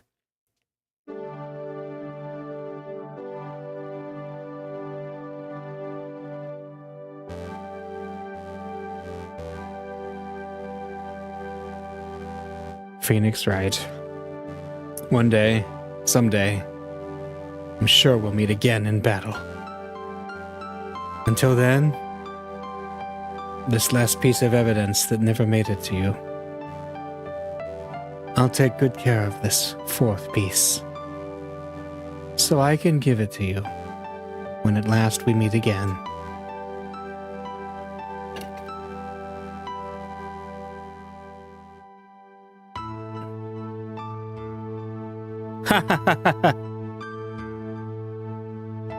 That's what she drew. She turned one of the killer's cards into a picture. And there we go. We have finished.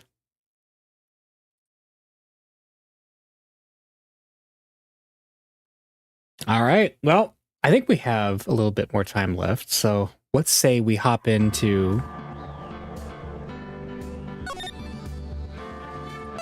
the first case of Phoenix Wright Trials and Tribulations, which is the final game in the Phoenix Wright Ace Attorney trilogy.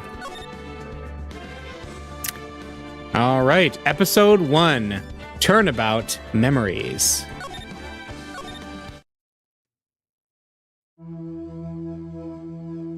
Huff, huff. How did I get into this mess? Why? Why did I do that?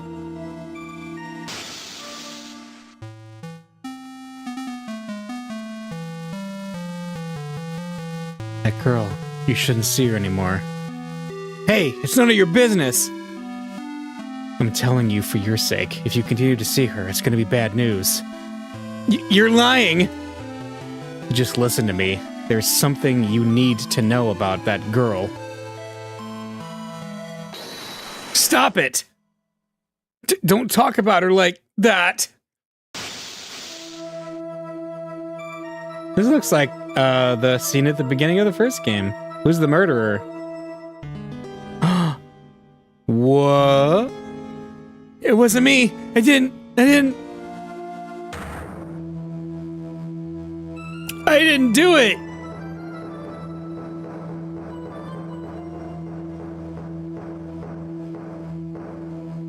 Five years earlier, Mia Fey's second trial. Oh. So, this is a flashback to Mia's second ever trial. April 11th, 9:40 a.m., District Court. Defendant Lobby number 3. So guess what? We're playing as Mia for the first case. And we have a brand new court theme. Phew, it's finally time. I'm kind of nervous. No! Mr. Grossberg, good morning. Mia, please, calm yourself down. You're going to get yourself arrested for suspicious behavior, you know. What are you talking about? I am relaxed, Mr. Grossberg. Look at me. I'm relaxed. Let go of my lapels. You obviously haven't got the temperament to be a lawyer. I'm so sorry. It's just that I'm so nervous today. No, that's right. This is your first time in the big leagues, isn't it? Well, never you fear, my dear. I, Marvin Grossberg, I'm at your service. Actually, this is my second time in court. But still, you surprised me, what with your earnest request last night. Let me handle this case, you suddenly said. And quite forcefully, too. I just found out yesterday about the case, I mean. What? What? You've already learned all the relevant facts. Well, about that, you see... I mean, of course I have, I think.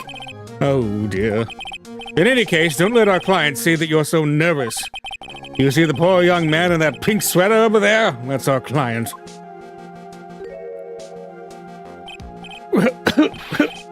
Good morning there, everybody.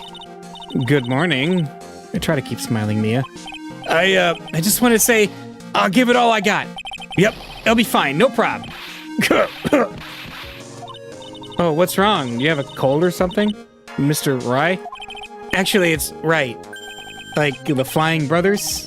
People screw it up all the time. Yes, I have a cold. That's what this mask is for. My doc says this way I won't give it to anyone else. Be kind to others, he says. Right, Mr. Wright. You have nothing to fear in court today. If you're truly innocent, I promise I will save you. Please let go of my shirt. Ugh. Oh, that's right. He's the one on trial, not you. He's the one who should be nervous. You need to stay strong for your client, Mia. My name is Mia Fey, and I'm still pretty new at this lawyer thing. The first time I appeared in court was a year ago. But that trial traumatized me so badly I thought I'd never set foot in another courtroom. It's been 1 year since then, and well, here I am again. But this time I'm gonna win. For my client and for myself.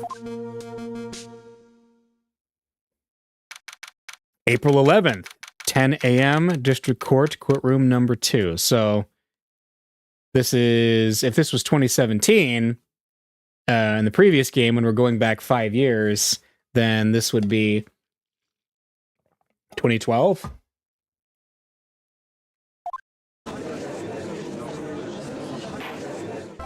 Court is now in session for the trial of Phoenix Wright.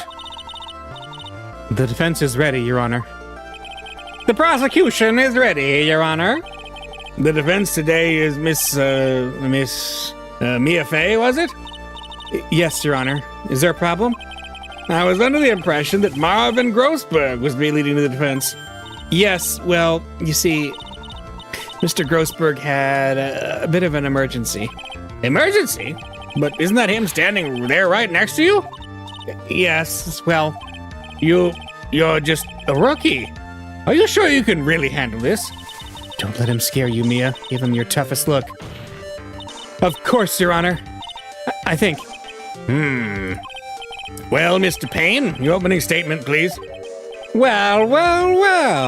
I can't believe a veteran like me has to spend his time babysitting a new defense lawyer. Huh? Don't worry, little girl. It'll all be over soon. What was that all about? Was he trying to trash talk me? Now then, I'd like to proceed with a summary of events on the day in question. The incident occurred on the campus of Ivy University. The murder victim was a student named Doug Swallow. He was a fourth-year student studying pharmacology. It sounds like he was a very bright young man. Yes, well, next we have a photo taken of the scene of the crime. Students discovered the scene shortly after the murder. They found the victim's body. And the defendant, who had obviously bungled his getaway. They then called the police. That certainly makes the defendant look very suspicious indeed. Very well. The court accepts this photo into the record as evidence. All right, court photo 1 added to the court record. And by the way, I can't quite tell the cause of death from this photo. Your reputation for sagacity is well earned, Your Honor. The truth is that this victim died a rather unusual death. An unusual death? What do you mean, Mr. Payne?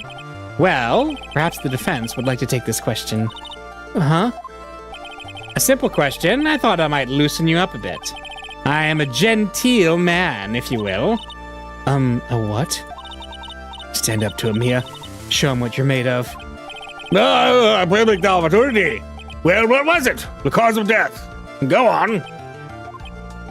Please say you know at least this much. I'm so sorry. I didn't get a chance to read through the whole file. Oh, my hemorrhoids are beginning to act up. Now see here. The details of the case are filed under the court record. But you knew that already, didn't you? As a matter of fact, we did, because we've been playing this for a while. Ah, the court record. I think I can see that by pressing the tab button. Yep. All right.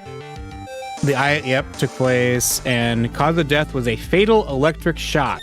And of course, we have the photo of the crime, and we have Mia's attorney's badge. Okay. All the weapons we need can be found in the court record. Take a good hard look at the data there and think carefully before you answer, my dear. Yes, sir. I'll do just that. I've got to stay calm. I can't let that prosecutor get the better of me. The court record. Okay, let's take a look. Yep. But now then, would the attorney or the defense please answer the question, what was the cause of death? Asphyxiation, hypothermia. You just get really cold all of a sudden in, quote-unquote California. Electrocution. According to the court record, it was a fatal electric shock. In other words, electrocution. Electrocution? Well, but how could such a thing happen? Did the murderer use some type of new, super powerful stun gun, perhaps? The answer to that will become crystal clear as this trial proceeds, Your Honor. But before that, there's one more vital issue. Oh, what's that? Why, motive, of course. Apparently, there was some bad blood between the victim and the defendant. Bad blood? What do you mean? Oopsie, I'm terribly sorry. You're the defense attorney, so you must know all about it. I shouldn't be stealing your spotlight like this. I really don't like this guy's smug attitude. That's Winston Payne for you. He's one smooth operator, if you catch my drift. They don't call him the rookie killer for nothing, you know. Now then, let's hear from the defense. What was the source of the bad blood between the victim and the defendant? And this time, I would like to see some supporting evidence. Evidence? Well, no need to get all worked up over this. As I said, all our weapons can be found in the court record. Find the evidence you need and then shove it into old Graybeard's face. Yes, sir. Into old Graybeard's face. Mr. Grossberg, try to set a better example for the young lady. Mia, evidence isn't the only thing in the court record. People's profiles are as well. You can toggle between profiles and evidence with tabs, so be sure to go over it all. But now then, let's see what you've got. This is a much better way to do a tutorial than Phoenix just randomly getting amnesia, I have to say.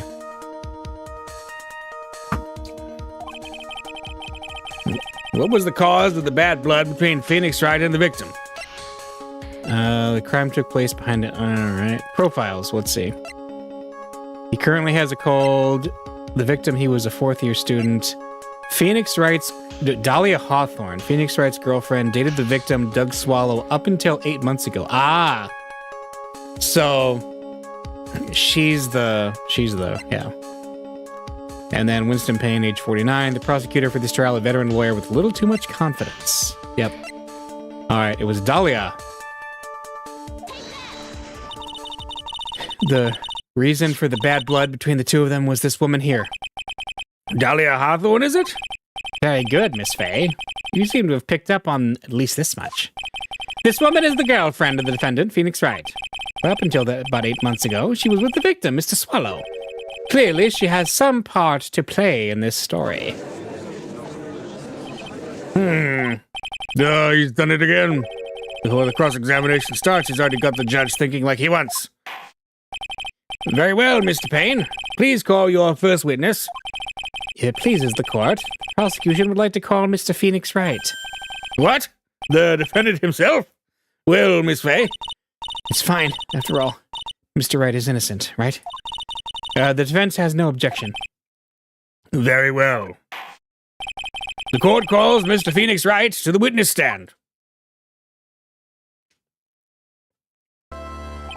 Witness, please state your name and occupation. Oh, yes. My name is Phoenix Wright.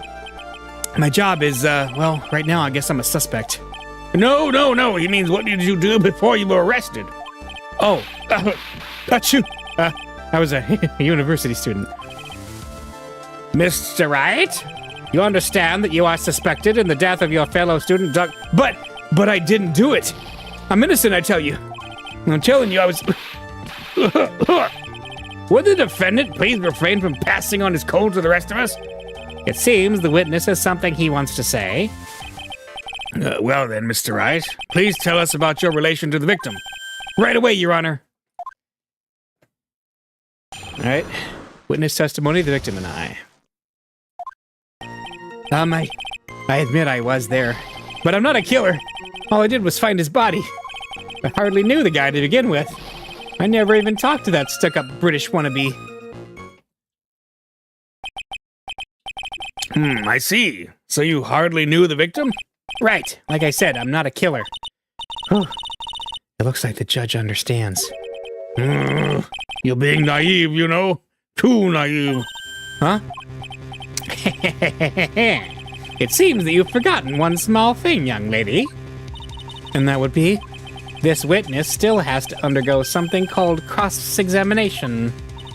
Cross-examination?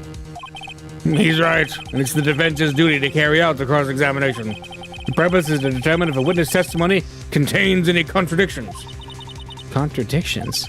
If a witness is lying, their statements will conflict with the court record. But Mr. Wright is my client. Even if he's your client, in court, all lies must be struck down. As a lawyer, that is your duty, you see. What does he mean by that? Is he saying that testimony just now, that there was a lie? A contradiction? Now then, your cross-examination, if you please, Miss Fay. Please, Mr. Wright, tell me you haven't been lying. You wouldn't do that to me, would you?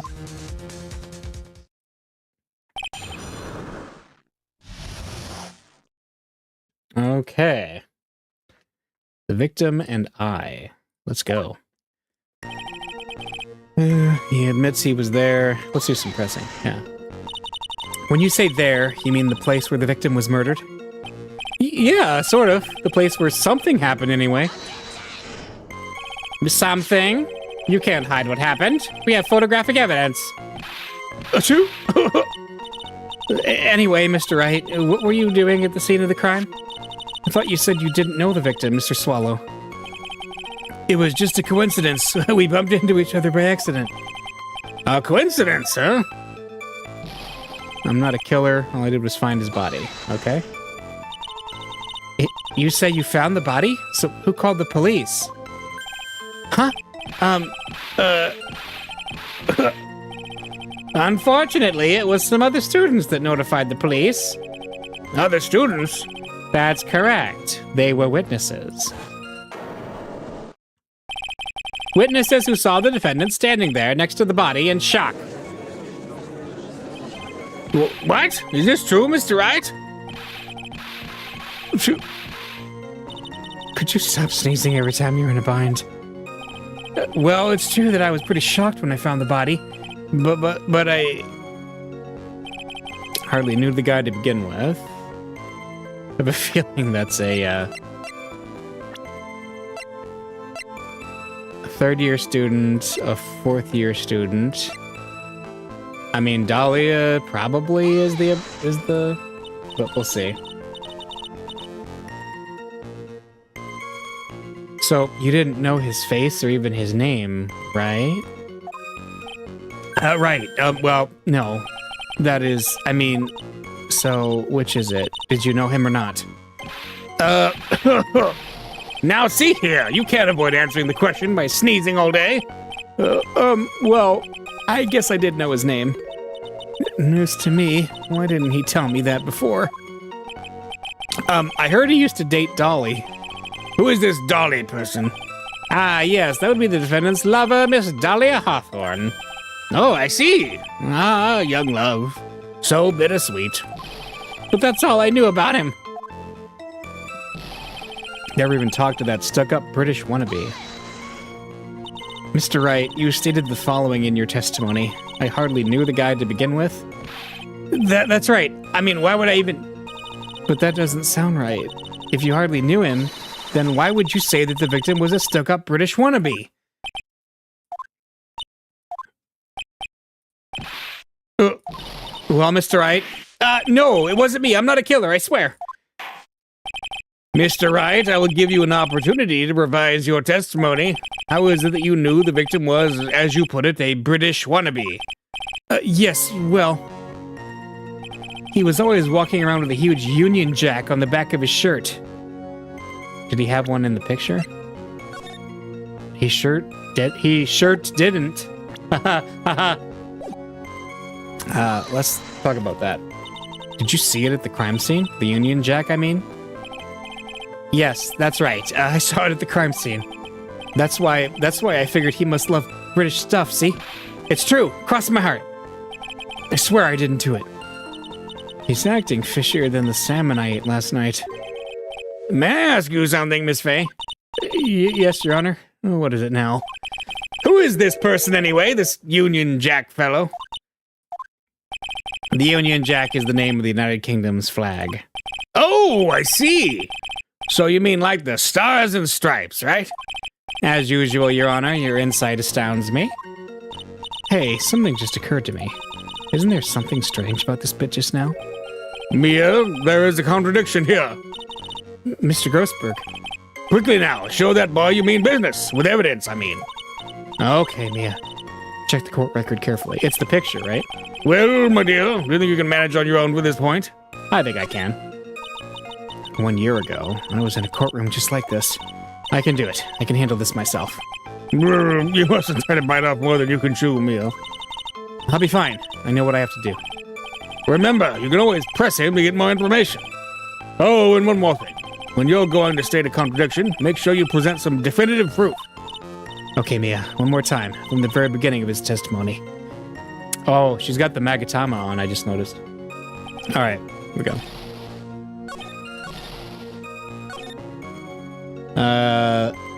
This, right? Are you certain you saw the Union Jack? Yeah, I'm sure. It was right there on his back. Miss Fay, is there some point to this line of questioning? Your Honor, please take another look at this crime scene photo. As you can see, there's absolutely nothing on the victim's back. Hey, wait a minute. He's wearing a leather jacket. The Union Jack was on the back of the t-shirt he was wearing. I was under the impression that you accidentally came across the body. But if that was really the case, then you wouldn't know that, would you? You would have no idea at all what he was wearing underneath that jacket. Mr. Wright, you've been lying to me. But please forgive me. Mia, you've made our client cry. Let him. That P on his chest doesn't stand for Phoenix anyways. I can't believe I trusted him. Mr. Wright was all wrong. That was an impressive bit of cross-examination. Thank you for uncovering the defendant's lies for me. It's quite clear that this man did not simply stumble upon the scene of the crime. Uh-oh, did I go too far? By the way, Mr. Wright, you seem to have a rather bad cold. Have you taken any medicine for it? Yeah, I took some, but... Was the medicine that you took an over-the-counter brand called Cold Killer X? Yeah, that's right. It kills colds good. Hey, wait a sec. How did you know I'm a big fan of Cold Killer X? Would you happen to have that medicine with you right now? Well, actually, I seem to have lost it somewhere. He lost it? Does this even have anything to do with the case? Mr. Wright, shall I tell you where your cold medicine is right now? Huh?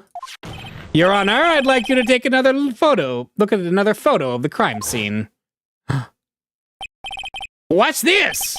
In the victim's hand, it's Cold Killer X. Yes, but even I've got a bottle of Cold Killer X in my apartment.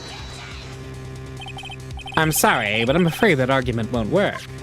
There's no doubt as to who this bottle of Cold Killer X belongs to, especially since Mr. Wright's fingerprints are all over it. What? Sensing his murderous intent, Mr. Swallow must have picked up the bottle of medicine and dropped by Mr. Wright and hid it in his hand. His purpose in doing so can only have been to identify his killer as Phoenix Wright. Order in the court. Your Honor, I'd like to present this photo and bottle as evidence. Very well. The court will accept them into the record. The victim's watch stopped at the time of death. It did. Cold Killer X. Also, the victim's wristwatch was broken. Broken? Yes, it ceased functioning when a large wave of electricity passed through it. Well, Mr. Wright, do you have some kind of explanation for all of this? This is really bad. Oh, my buttocks, my poor, poor hemorrhoids. Okay. What really happened? Oh boy. The truth is, I went because he called me. He was in the pharmacology department, so we agreed to meet at 2:45 behind that building.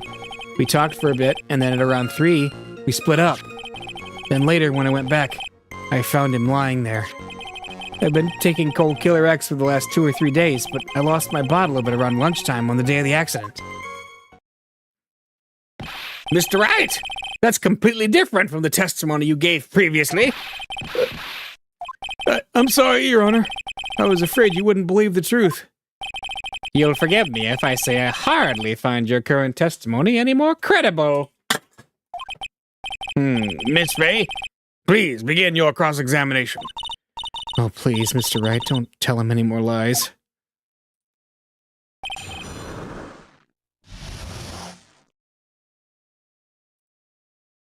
All right, what really happened? Here we go. And because he called. All right, well, because he called me. Had you ever met the victim before then? No, never. But that day, he called me up and told me he wanted to talk about Dolly. And this Dolly person is? It's kind of embarrassing. She's my sweetheart. Oof. What was that for, Mia? Oh, I'm so sorry. I just felt like slapping something all of a sudden. Dahlia Hawthorne was also the lover of the murder victim, Doug Swallow. Before she met Mr. Wright, that is. So it was one of those nasty love triangles, I see. He was in the pharmacology. Okay. Was it Mr. Swallow who indicated you should meet at 2:45? Yeah, and we were both there right on time. You said the victim was in the pharmacology department, correct? Yeah. He was studying how to manufacture and improve pharmaceuticals. Everyone called him the alchemist of IVU. An alchemist. I see. I gotta admit, I was a little suspicious. He had a whole laboratory and everything. It was filled with chemicals and strange machines that run on high-voltage electricity. Ho-ho! How fascinating. He sounds like he was quite an ambitious young man. What do I do? Maybe I should ask him for some more details. Should we? I mean, he already told us the time of the meeting. I don't think forgetting about it makes sense. Let's ask about the pharmacology department. I was wondering if you could tell us a bit more about the pharmacology department. Well, okay, sure. I don't know all that much, though. A little bit earlier in your testimony, you said something interesting. You said the department uses strange machines that run on high-voltage electricity. That's right, and they sure look dangerous. They use non-standard voltages, so there's high-voltage cables everywhere. High-voltage cables? Yeah, there were electrical poles set up all around the building. The high-voltage cables run overhead around the roof. Finally, I think we're getting somewhere. Okay. We talked for a bit, and then at around 3, we split up. Okay? So what was it you were talking about? You know, that maybe we should hang out again sometime. Hang out again sometime? I wish that were true. Then later, when I went back, I found him lying there. Okay? So you say you went back? Yeah, that's when I found the body. Yes, but why did you go back in the first place? Weren't you angry with him? Well, that's right, I was. Then why, Mr. Wright? Why'd you go back? I thought maybe we could make up.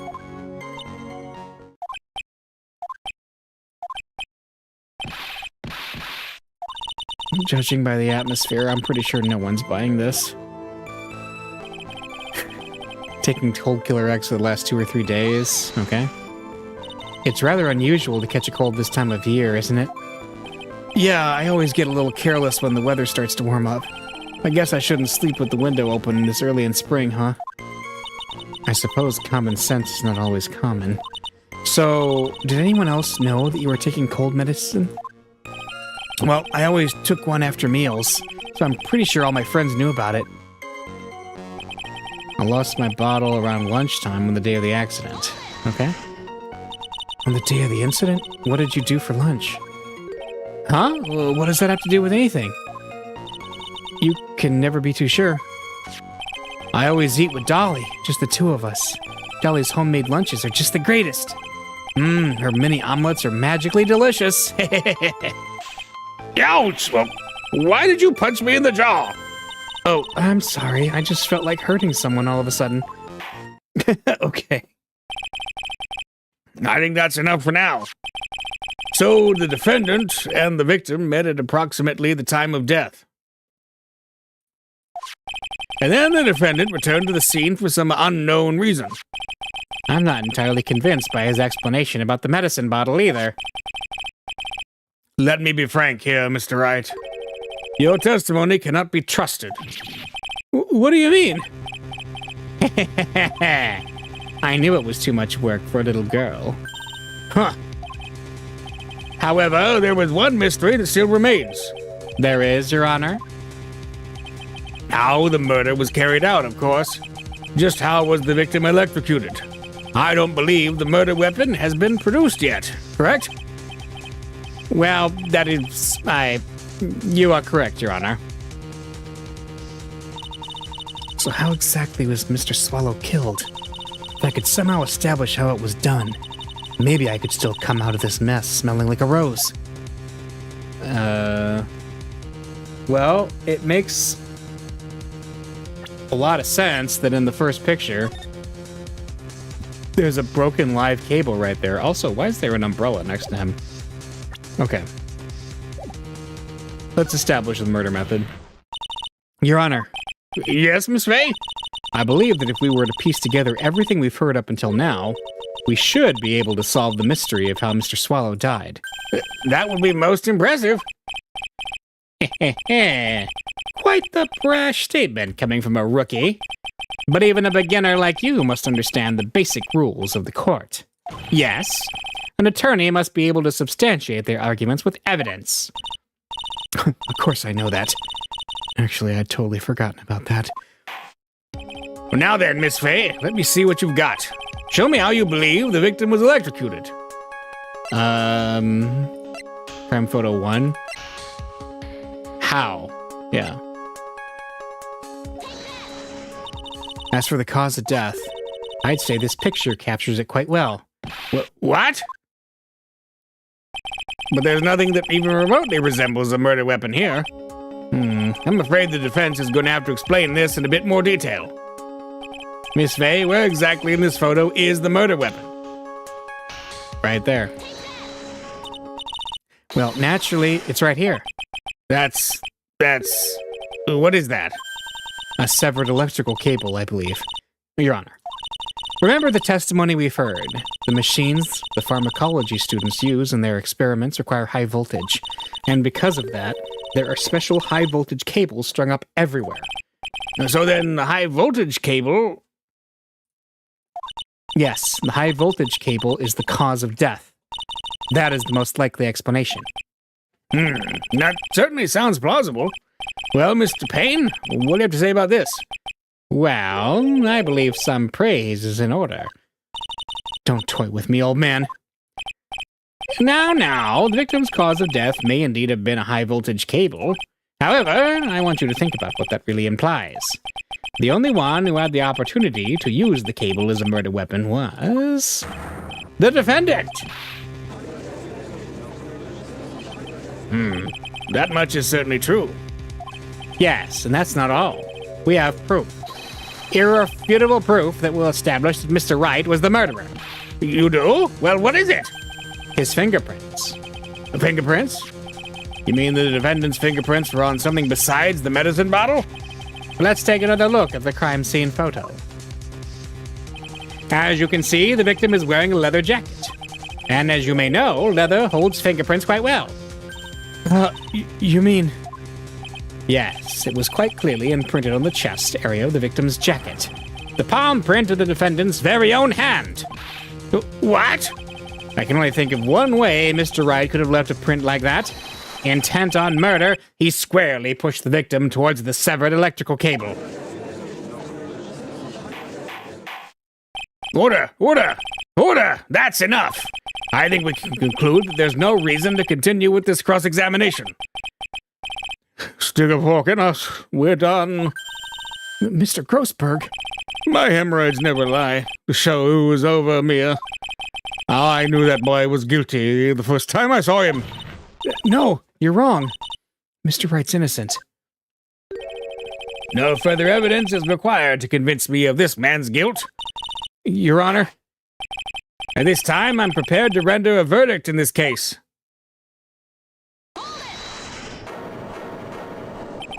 Do you have something further to add, Miss Fay? Is this what you want, Mr. Wright?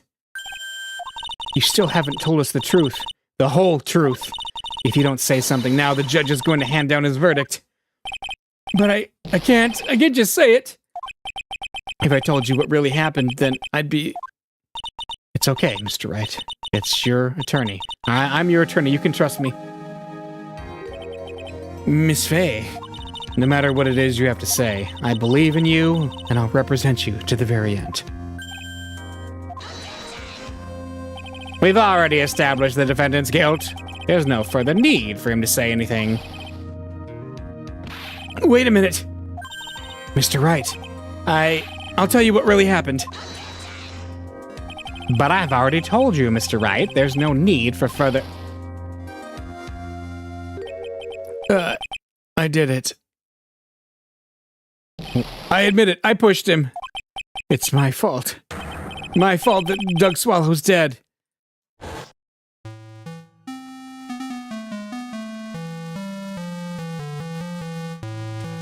That girl, you shouldn't see her anymore. Hey, it's none of your business. I'm telling you for your sake, if you continue to see her, it's gonna be bad news. You're lying! Just listen to me. There's something you need to know about that girl. Stop it! Don't talk about her like that.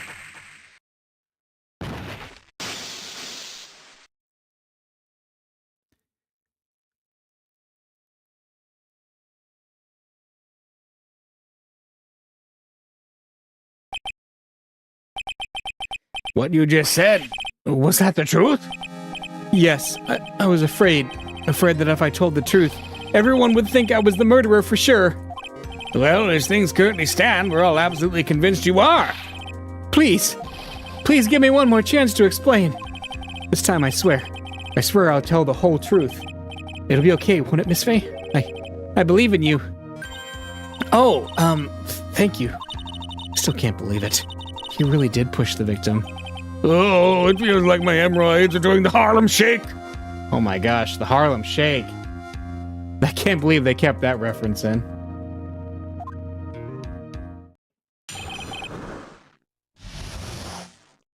When I pushed the victim, that guy, he was talking bad about Dolly. I lost my temper and gave him a shove. At that moment, I heard some kind of loud noise. A little while after I left, I started to get worried. So I went back, but he was just lying there, dead. Well, the explanation is really quite simple. When you pushed him, Mr. Swallow flew back and touched the electrical cable. He died from the shock, and that, as they say, is that. A simple explanation indeed. At the time of the incident, a light rain had been falling. Wet from the rain, the victim was more easily electrocuted. But when I pushed him, there weren't any electrical cables nearby. If there had been something like that, even I would have noticed it. That's true. Even a doofus like him couldn't miss that. Miss Fay, let me warn you right now that if your cross-examination doesn't yield any new facts, I intend to deliver my verdict without further delay. Are we clear on that? Yes, Your Honor. Don't give up, Mia. If he's innocent, there must be some kind of evidence somewhere that will prove it. Alright, when you push the victim, here we go. Talking bad about Dolly. So what kinds of things did Mr. Swallow say to you? He said all sorts of terrible things about Dolly. He said that she was a bad girl.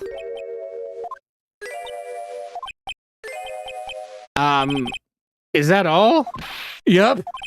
Well, Miss Fay, you heard him yourself. Oh boy. You're not doing yourself any favors here, Mr. Wright. Please don't make this harder for me than it already is. Anyway, after he said that, I lost my temper and gave him a shove, okay? Here we go. Can you tell me more about what happened in a little more detail? That guy, he just said what he wanted to say to me. And then he put on the jacket he was holding and started to leave. That's when I lost my temper and flew into a furious frenzy. I just gave him a light, gentle shove to the chest. And when you did that, there was no severed cable anywhere to be seen? Right! There was nothing like that at all. But is it possible that you merely overlooked it? Well, I guess it's possible. What are you doing? Don't let that guy steamroll over you like cheap asphalt. I believe what's important here is the moment the push occurred. Let's continue on with the testimony, witness. At that moment, I heard some kind of loud noise. Yeah, what's that about? A loud noise? And what would you say that loud noise was, Mr. Wright? I'm not sure, but it was really loud. It was like, snap! You know, come to think of it, I wonder what that was. Clearly, Your Honor, it was the sound of the victim being electrocuted. You're not qualified to decide that. What should I do? I'm treading on some dangerous ground here. Let's ask for more details. Mr. Wright, that loud noise you heard may be extremely important.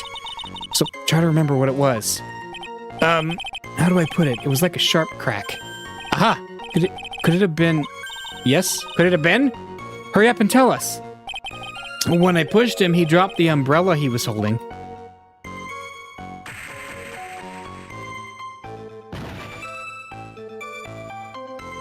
He fell right on top of it and it broke. That was probably the noise I heard. An umbrella, huh? And, did that umbrella belong to the victim? Yeah, it was a plastic umbrella, cheap and frail, kind of like the owner. Then again, I wish I had any kind of umbrella. I was totally soaked to the bone. Miss Fay, what do you think? Is there something important in that testimony just now? Well, yeah, duh. Okay, so one, we learned it was raining. That's not very clear in this picture. And two, his umbrella broke. He landed on the umbrella and broke it. Why is he not on the umbrella? Here. Easy. It's important. This is it, Mia. The new information you've been waiting for. Of course it's important. No, this cheap umbrella is more than important. It's vital. I want to officially have it entered into the testimony. Ha! How perfectly fitting. Flimsy information for a flimsy lawyer. The court agrees to the defense's request. Witness, please add the bit about the cheap umbrella to your testimony. After I shoved him, he fell down on top of his cheap umbrella. Okay, the crime photo. There's a problem with that. Why didn't you testify about the umbrella from the very beginning? Come on, if I had mentioned that, I would have been able to counter the prosecution's arguments earlier. But what do you mean by that? Take another look at the crime scene photo. According to Mr. Wright, the victim fell on top of his umbrella. However, if you look closely, the umbrella is nowhere near the victim. Actually, it's by the electric pole. You're absolutely right. The conclusion here is obvious. After the defendant left, the victim moved from where he fell. In other words, after he was pushed by the defendant, Mr. Swallow was still alive. No!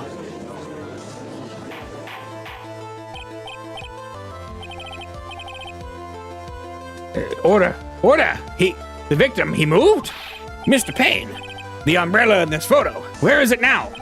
Well, it was collected by the police at the crime scene. I want it presented as evidence immediately. By the umbrella found broken near an electrical pole. Got it. But the umbrella could have simply been blown there by the wind.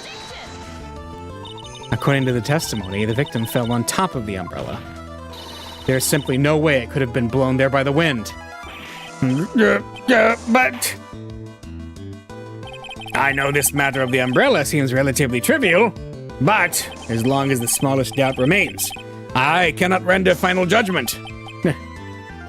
No!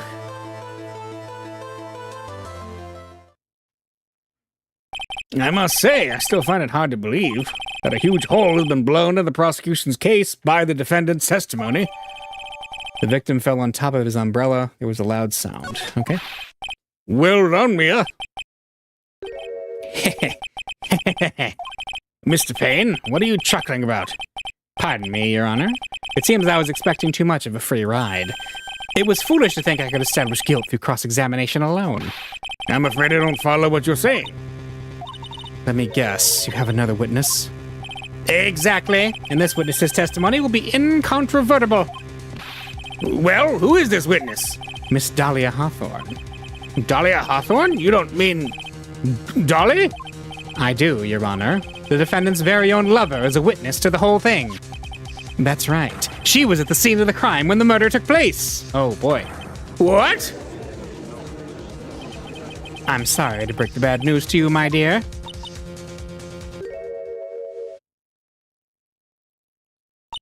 Bad news? You couldn't be more wrong. Actually, I've been waiting for this. You can't be serious. Mia, what do you mean by that? I think this is a good point for us to stop. Court will now enter a 20-minute recess. Afterwards, we will listen to the testimony of Miss Dahlia Hawthorne. All right, I will be right back.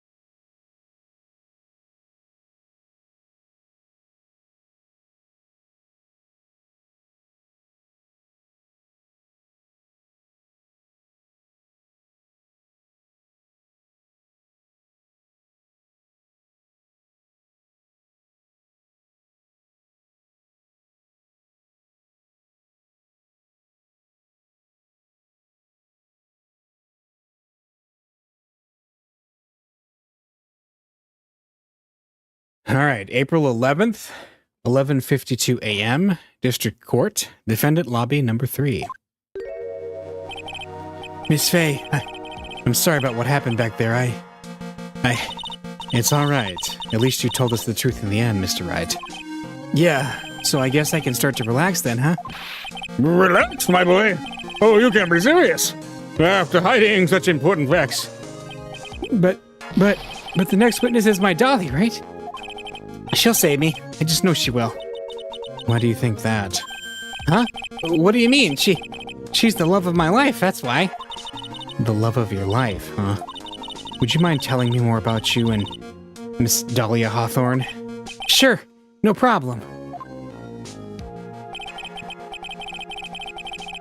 Dolly and we first met about 8 months ago, right here in this very courthouse. Actually, I'm studying to be a lawyer, on the side, anyway. One day, she and I just bumped into each other in the reading room downstairs. That's why I really think it was fate that brought us together. As soon as I first set eyes on her, I knew she was the one for me. Oh, here, take a look at this. Huh? She gave this to me the day we met as a symbol of our love. She had been wearing it around her neck that day, but then she took it off, but before she gave it to me, she said, I want you to carry this. So she gave it to you as a present, I see. This darling little bottle is filled with memories of my darling little Dolly. It certainly is a little bottle, all right. It makes me so happy. I show it to everyone I meet. I want to share my happiness with the whole world. Dahlia's present, a small bottle necklace given to Wright on the day they met. It shows it to everyone, okay? Anyway, so after that, you and Miss Hawthorne started dating? Yeah, but she's so shy. Every time I see her, she always says the same thing to me. Please give it back now. What a strange girl asking for a present back like that. By the way, Mr. Wright, the day you first met Dahlia Hawthorne 8 months ago, it wouldn't happen to have been on August 27th, would it? Huh? Yeah, it was. But how did you... This happened on August 27th, right here in the courthouse. What's this, a newspaper clipping? Let's see. Murder in the courthouse? Murder? What are you reading there? Let me see that. Oh, I see. Mia, I think I understand what you're trying to say. And I think I understand why you suddenly took such a keen interest in this case. You believe there is some connection between these two cases, am I correct? Newspaper clipping. All right, from 8 months ago. I hope you don't mind, Mr. Grosper. I need to finish this myself. Yes, but I'm afraid what you have will not be enough, my dear. I'll go and have a look in the downstairs reading room and see what else I can find. Thank you. I want to do whatever I can to be of help to you, Mia. Well, it looks like recess is about over. We'd better all get moving. I guess so. Recess sure seemed longer than 20 minutes, though.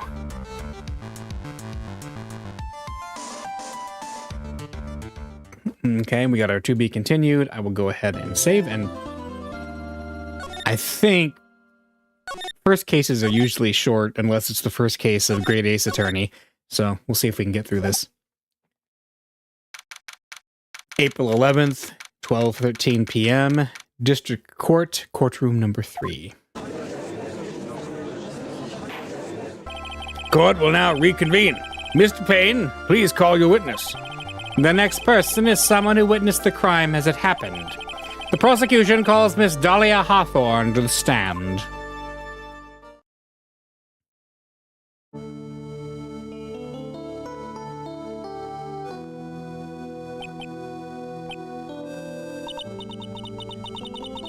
Well, what's with this stiff silence? In my long career as a judge, I have been deceived by many witnesses. It's my job to doubt. To take no one at their word. But in your case, I must admit that you radiate a glow of complete sincerity. I can't believe he actually said that. Oh, Now then, witness. Could you please state your full name? Oh, don't worry, sweetie. There's no need to be nervous.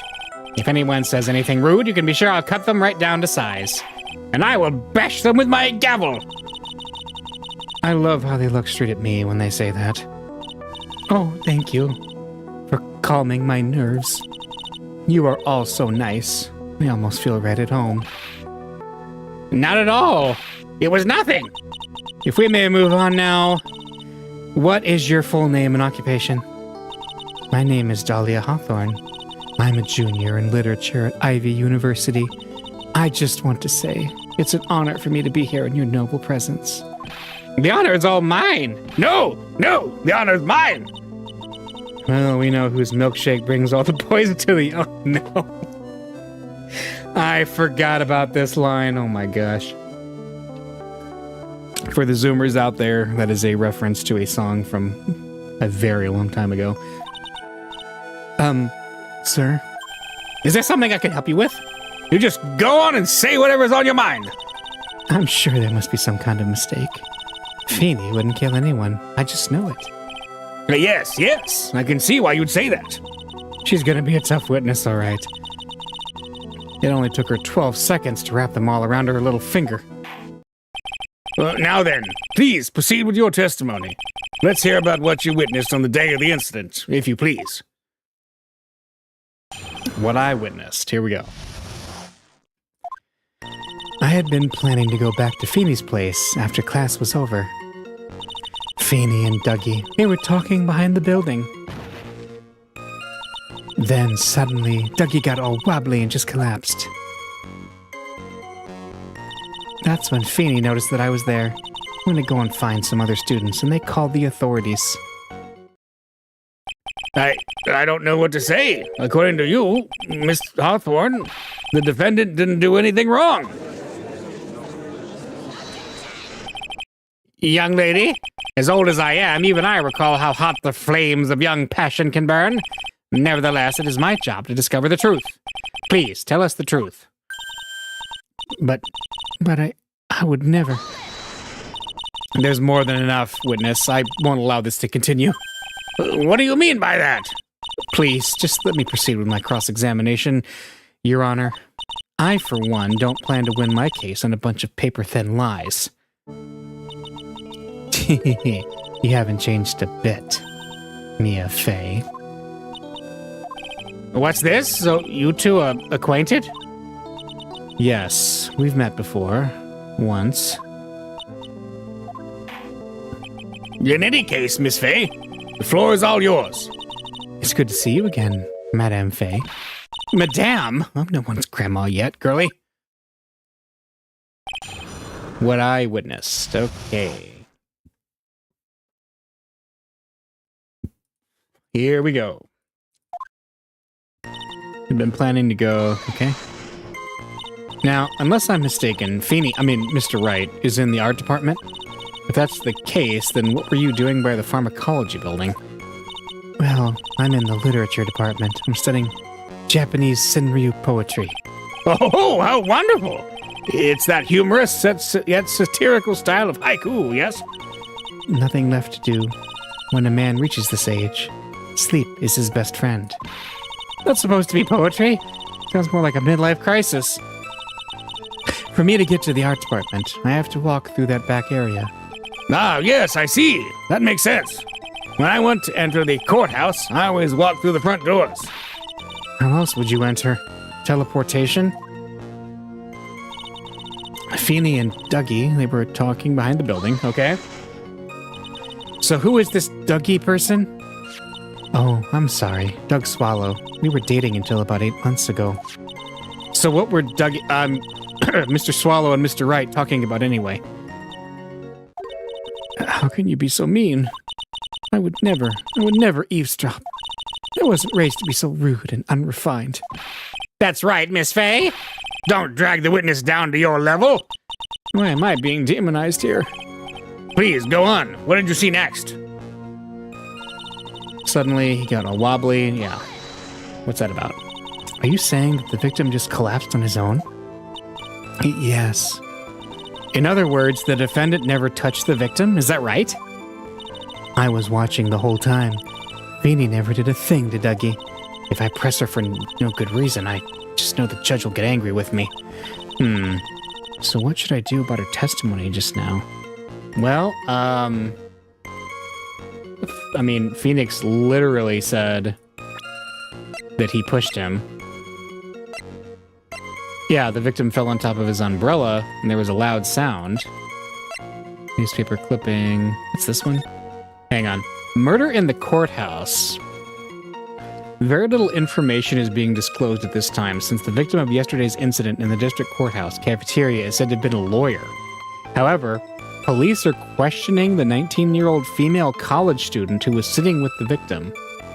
19-year-old female college student. How old is she? She's 20. But 8 months ago, she could have had a birthday.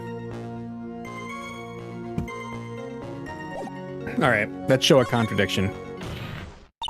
Feeble lies are not very becoming, Miss Hawthorne. So let's drop them, shall we? What? I would never. Miss Fey, I will not allow you to badger this witness. I believe the defense is engaged in a fishing expedition. That is, she has no supporting... Please don't glare at me like that. I'm just doing my job. Now then, Miss Hawthorne. The defendant's palm print was found on Mr. Swallow's leather jacket. It has already been shown that Mr. Wright did in fact push the victim. What? There's no need to try to cover for the defendant. It would be much better if you came out and told us the whole truth. There's nothing to worry about, young lady. Just tell us everything that you saw. Yes, Your Honor, I will. If you don't mind, I'd like to revise my testimony. Looks like we're finally getting somewhere. Alright, actually, I didn't see the moment he pushed Dougie, okay? You didn't see it?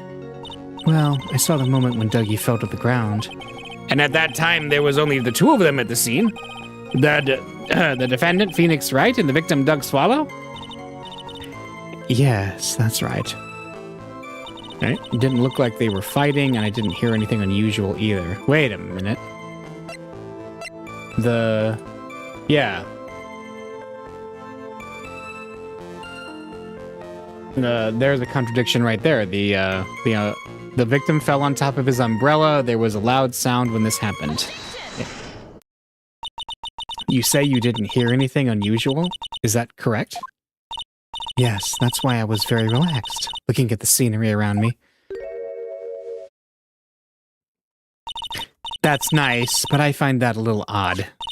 I have here the testimony of your boyfriend, Mr. Phoenix Wright, and he clearly testified to the effect that when he pushed the victim, he heard a sharp, loud noise. He said that? If you were really that close to the two of them, why didn't you hear this noise as well? Well, maybe the noise just wasn't all that memorable. But according to Mr. Wright's testimony, it was a sharp noise like a snap. There's no way a noise like that could fail to make an impression. Ah! May I have a moment to answer? By all means. I know the reason why I didn't hear the noise. You see, the truth is, I had my headphones on, and I was listening to music at the time. Headphones? You mean that both of your ears were covered? The rain was just beginning to let up, but it seemed as though Thor wasn't ready for his fun to come to an end yet. Thor. So the sky continued to flash and rumble. Thunder and lightning, huh? Yes, I'm afraid of the sound of thunder, so I put my headphones on to block it out. Well, Your Honor, as you can see, there weren't any contradictions in our testimony after all. Wait a second, Mia. That testimony just now. She said something that could totally change this whole case. That, there was lightning. Your Honor, there is a problem with the witness's testimony. What do you mean? Didn't you notice? She said there was lightning, correct? Yes, what about it? Well, lightning is actually a large discharge of electricity in the atmosphere, am I right? Now's not the time for a science lesson, Miss Fay. Yes, Your Honor. Anyway, since the cause of death was electrocution, isn't it possible that the victim died from being hit by a bolt of lightning? Oh, ah! I must admit that the thought had not occurred to me. Just what kind of thoughts do occur to this guy anyway? This entire case is built on the premise that Mr. Doug Swallow was murdered. But that very premise itself is mistaken. The defense believes that Mr. Swallow was, in fact, the victim of a stray bolt. It appears the defense may be onto something. Could it be that the death was actually an accidental? All right, you did it, Mia. I'll be taking that not guilty now if you...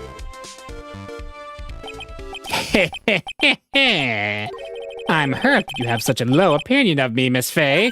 Huh? I'm not a fool, you know. The prosecution has done its research, Your Honor. We found that there were no lightning strikes on that day at that location. What? What's more, we have evidence that the electrical cable is definitely linked to this case. Evidence, Mr. Payne? Well, what is this evidence? This affidavit. And who is this affidavit from? The pharmacology students who were conducting experiments in their labs that day. Allow me to read out to the court the testimony of the pharmacology students. All equipment in the labs lost power all of a sudden at around 3 p.m. that day. Was it a blackout? All of the lab's equipment runs on high voltage, Your Honor. So you're saying the equipment lost power because... Precisely. They lost power because of the severed electrical cable. The power outage occurred at approximately 3 p.m. Which fits with the time of death listed in the autopsy report. Exactly. In other words, the victim died as a result of touching the severed electrical cable. According to the students, the cables were very old. They were planning on having them replaced in the near future. I see. Apparently, the cables had become so brittle that even the smallest bump would have caused them to break. A bump, eh? The old power cable broke due to some sort of impact on 4/9 at 2:55 p.m. Wait, could that impact have been him getting pushed into it? However, there is one thing that troubles me. If the cable could have been broken by any small bump, then it wouldn't have snapped if it hadn't been bumped into, correct? Well, I suppose you could say that. Miss Fay, do you have any thoughts regarding the cause of the severed cable? Your Honor, I don't like how this is looking one bit. I have to come up with something to try to regain some momentum.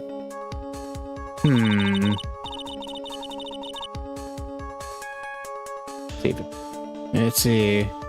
I'm trying to think, like, what possibly could be... If it pleases the court, the defense would like to state its opinion. Well then, let's hear it.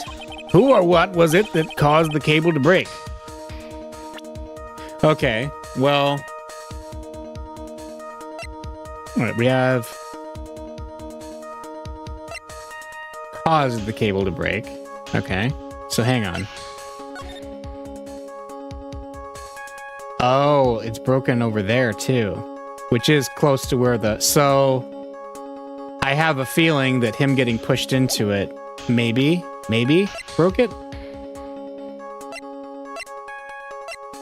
Death was fatal electric shock. Some in 2:55. When was the victim's death? That's past 3. Okay. Interesting. Well, I'm going to say it's Phoenix, because he's the one who pushed him. Your Honor, please think back to Mr. Wright's testimony. The defendant's testimony? He said that after he pushed the victim, he heard a loud, sharp noise. Now, this happened at around 3 p.m., correct? Yes, that sounds right. Wait, are you saying that...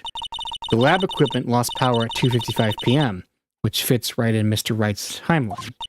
In other words, it was Mr. Wright's shove that caused the power outage. Yes, the prosecution also came to that same conclusion.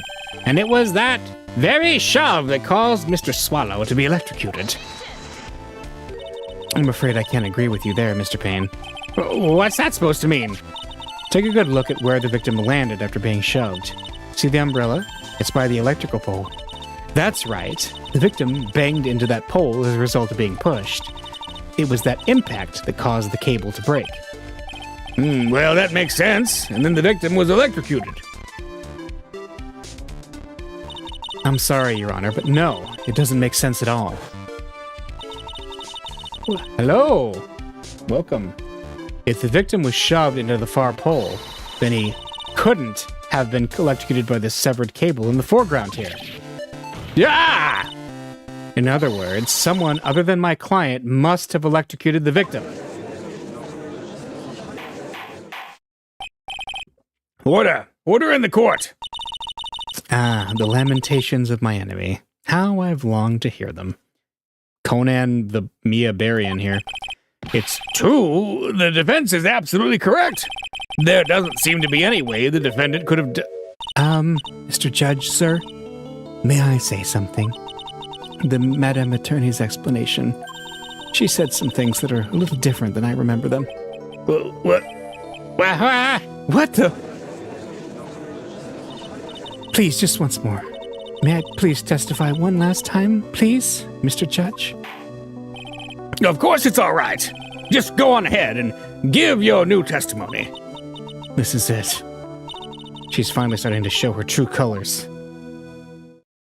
Okay. What I Witnessed, Part 2. The truth is, Feeney pushed him twice. The first time was into the electrical pole, and that's when the cable broke. Then Ducky tried his best to run away from him, but Feeney caught up and crashed into him from behind. The cable snapping and Ducky being electrocuted all occurred in less than a minute. That's not true. So after being shoved, the victim got up and tried to run away.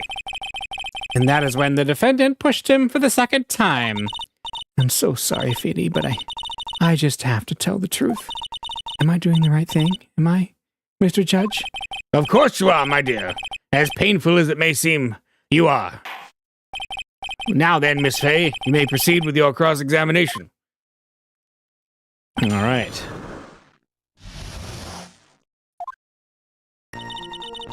Feeney pushed him twice. Okay, let's... Miss Hawthorne, previously in your testimony, you said the following. Actually, I didn't see the moment he pushed Dougie. I know. I'm sorry. I wanted to protect Feeney. So that's why you basically lied to the court? I was a bad girl, I know. Mr. Judge. Yes? Would you please forgive little old me? Of course he won't. What you did is called perjury. Oh, come now. It was just a little old white lie. We'll forget it this time. But please be more careful from now on, all right? Oh, thank you so much, Mr. Judge. Not at all. Ho, ho, ho. The judge had better be more careful himself. A dark alley is friendlier than that girl. Alright, the first time was into the electrical pole, and that's when the cable broke, okay? You're saying you actually saw the victim get pushed into the electrical pole? I know he doesn't look it, but Feeney can be a bit of an imp when he wants to be. Oh, really? But I never imagined that he would cause an electrical cable to break. Feeney really is scary when he gets mad. Yes, he sounds like a very dangerous individual indeed. I sure hope I never have to deal with him in court ever again. Then Dougie tried his best to run away, okay? So let me get this straight. You were happily listening to music on your headphones while you watched this scene unfold? What? Miss Fay, I'll have to ask you to stop badgering the witness. I wasn't happy. I was so scared that I couldn't even move. All I could do was stand there and cheer them on. Cheer them on? What do you mean by that? Well, I wish the best for them both and that they would each give the fight their all. That's very sweet of you to be so supportive. And what happened after that? Feeney caught up and crashed into him from behind, okay? Well, that doesn't sound quite right. There were handprints found on the chest of the victim's leather jacket. Mr. Payne, were there also prints found on the back of the leather jacket? No, there weren't. Madam Fay, may I suggest that you listen a little more carefully? I said that he crashed into him from behind, right? My Feeney wouldn't leave any prints behind in that case, would he? The cable snapping and Dougie, it all occurred in less than a minute. All right, we got a big contradiction here.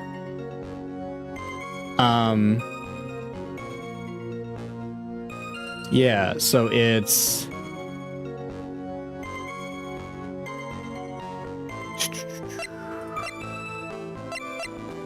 the cause of death, time of death 4/9 at 3 p.m. Cause of death was a fatal electric shock.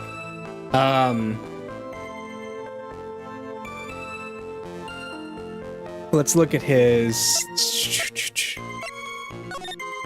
Yeah, because his watch is after 3, a little bit after 3. It all happened in so it didn't happen in less than a minute. That's the contradiction. Yeah. That's enough, witness. I'm afraid I don't understand. You will in a minute. Could you please take a look at this picture? Oh, that medicine. That's the one Feeney likes to take for his cold. It's not the medicine I want you to look at. It's the wristwatch. It stopped at the precise time the victim was electrocuted. In other words, 3:05 p.m. Hey, hello, welcome. Yes, and your point is, Miss Fay? My point is this. What time was it when the lab suffered that power outage due to the cable snapping? Well, according to the student's testimony, the answer is clear. It was 2:55 p.m. Yeah! Would you care to explain to the court, Miss Dahlia Hawthorne, what exactly happened during this 10-minute interval? The defense proposes that it was during this interval that the real murderer killed Mr. Doug Swallow. Order! Order in the court! What is this all about? This is nonsense! The real murderer! Even you can't deny that the time between the cable breaking and the electrocution are completely unaccounted for. Oh, gotcha. Yeah, that is a long time. Then, who was it? Who else are you saying could have done it? There's only one person who could have murdered Miss Swallow. Only after my client had left the scene. Was there a window of opportunity for the real killer? Miss Fay, is the defense ready to indict someone as the real killer? It's finally time. This is the moment I've been waiting for. Yes, Your Honor, we are ready. Very well, but remember, if you accuse the wrong person, you will be penalized. Think very carefully before you speak, Miss Fay. Now then, Miss Fay, let's have it. Who is the real killer? It's, Dahlia. It could only have been you, Dahlia Hawthorne. What? How can you... The defense is grasping at straws. 10 minutes passed between the time the cable broke and the time of the electrocution. What exactly were you doing that whole time, Miss Hawthorne? Were you really listening to some music while cheering them both on as they fought? I find it hard to believe that you didn't lift a finger to stop the men dearest to you. Order! Order! Miss Fay! What? I mean, why? That is to say... Miss Hawthorne, I believe you did witness the two men fighting on that day. However, after Mr. Wright pushed the victim and subsequently left the scene, it was you who pushed Mr. Swallow to his death by your very own hands. Ah! How can you say something so mean, Madame Fay? I didn't do anything. Miss Fay, this is a very serious charge. Your Honor, please, I have something I want to say. You? What is it? Please strike everything the defense said just now from the record. What the... Are you daft? You're totally wrong, Miss Fay. Dolly, she couldn't do something like that. Mr. Wright, get back in your seat. Bailiff, grab that man. Ah! Leave my Dolly alone. That boy. He's gotten himself in way over his head. Oh, Mr. Grossberg, you're back. It seems I've arrived just in the nick of time. I found the police report of that incident in your newspaper clipping. Report on the incident 8 months... Oh, nice. Thank you so much. This is exactly what I was hoping for. You'd better take a good look at it. What is it? It details how you came to lose your boyfriend. Now then, the defense has made a very serious accusation. Mr. Payne, what do you have to say about this? Well, really, Your Honor, May I interrupt you for just a moment, Mr. Prosecutor? Don't worry, my dear. I have the situation well in hand. Go right ahead. Madame Fay, are you seriously accusing me of killing my sweet Dougie? Yes, I am. Not only am I saying you murdered Doug Swallow, but you also tried to pin the whole thing on your current lover, Phoenix Wright. I told you that you should let me handle this. Sorry. Please go ahead. How can you say that? I'm absolutely devoted to my dear Fanny. The notion that I would try to frame him is ludicrous. This is all just too much for poor little me to bear. I believe the girl is trying to ask what on earth the motive would be. The answer to that lies somewhere in this police report. It must. Okay, let's read it. All right, incident overview. Location, District Courthouse, Cafeteria, date time, August 27th, 4 p.m. Victim, Diego Armando, age 28, occupation lawyer. Suspect, Dahlia Hawthorne, age 19. Armando ingested poison while interviewing the suspect regarding another case. Traces of poison were found in the victim's coffee cup. No poison was found in the vicinity or on the suspect's person. It is unclear how the poison entered the victim's coffee cup. The answer to that? Okay. Huh. Weird.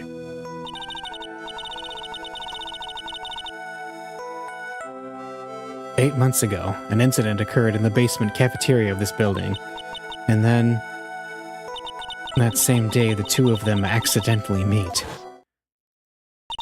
Your Honor, the defense requests further testimony from Miss Dahlia Hawthorne. Further testimony? What about? About the events of the day when she first met the defendant, Mr. Phoenix Wright. What could that possibly have to do with this case? The witness claims that she has no reason to frame the defendant, am I correct? Well, I have evidence that suggests that she, in fact, had a very good reason. Very well, then. The court grants the defense's request. Young lady, would you mind staying on for just a bit longer? Of course not, Mr. Judge. Get ready for the battle of your life, Dahlia Hawthorne. How I met my Feeny, okay? I first met my darling Feeny 8 months ago. It's like we were destined to meet in this very courthouse's basement reading room. The moment our eyes met, my heart skipped a beat. We've been going out ever since that fateful day. We're so lovey-wovey, we literally make people sick. It's just jealousy, I think. Mr. Wright, do that again and you'll be held in contempt of court. And now we enter the final act of our little drama. As we used to say in the days of my youth, go get her. All right.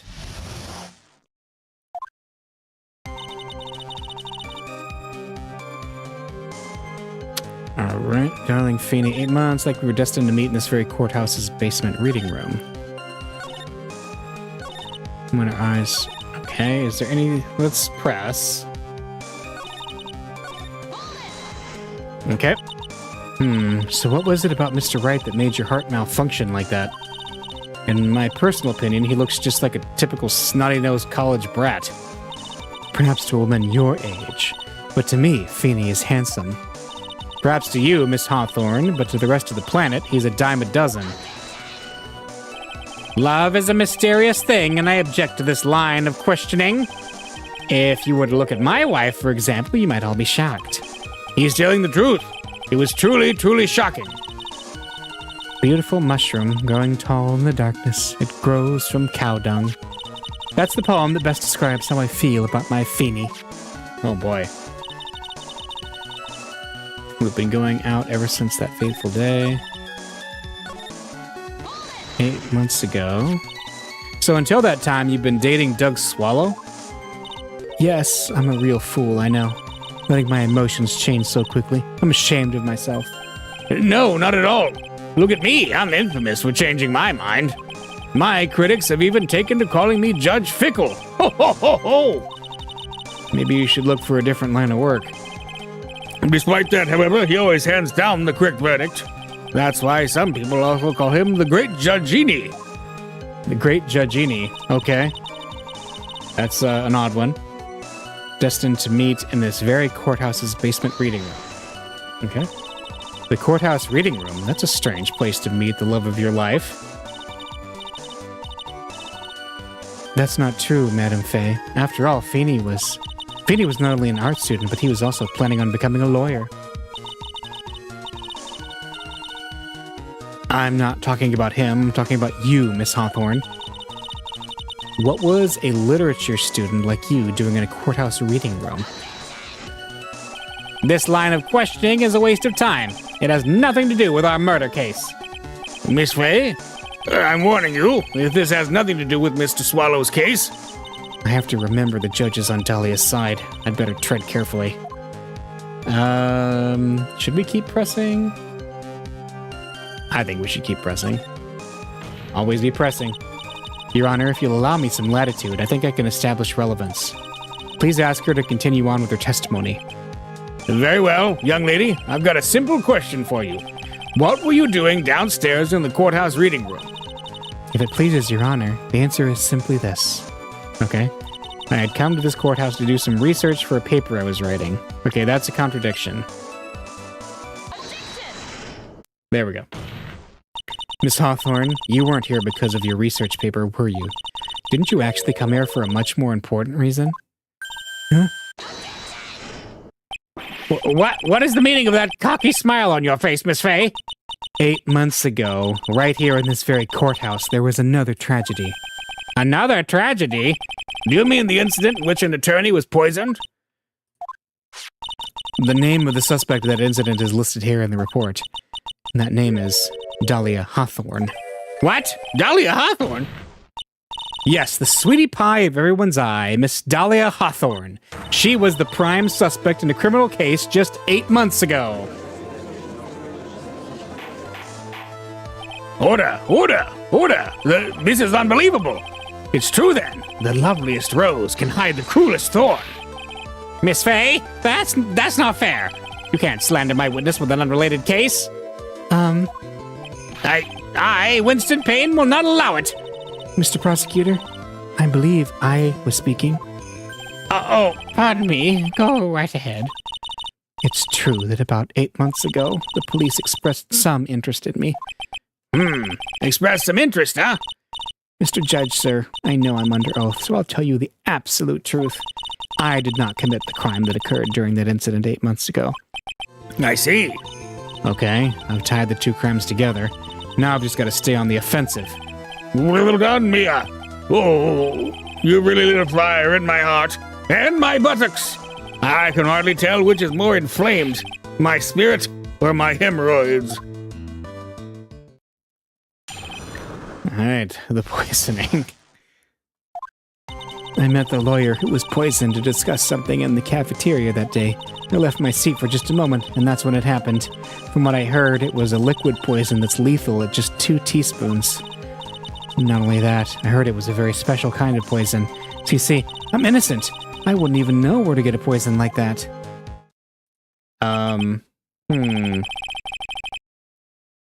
Wait a minute.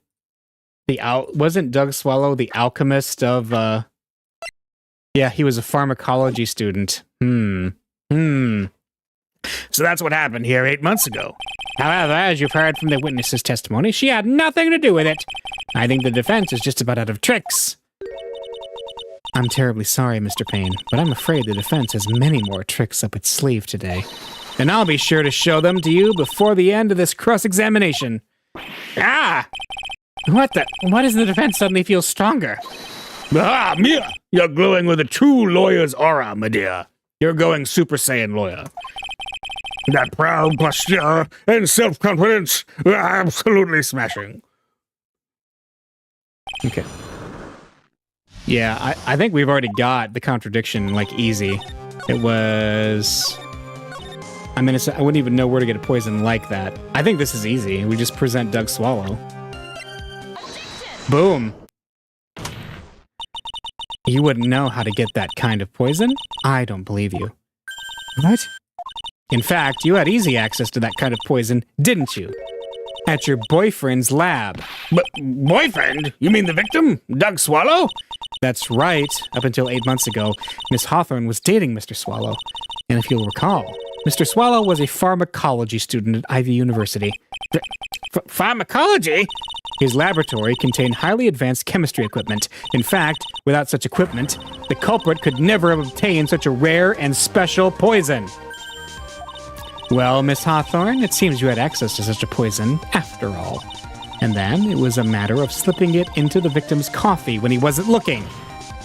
The only person who could have done that was the one sitting at this very table. You!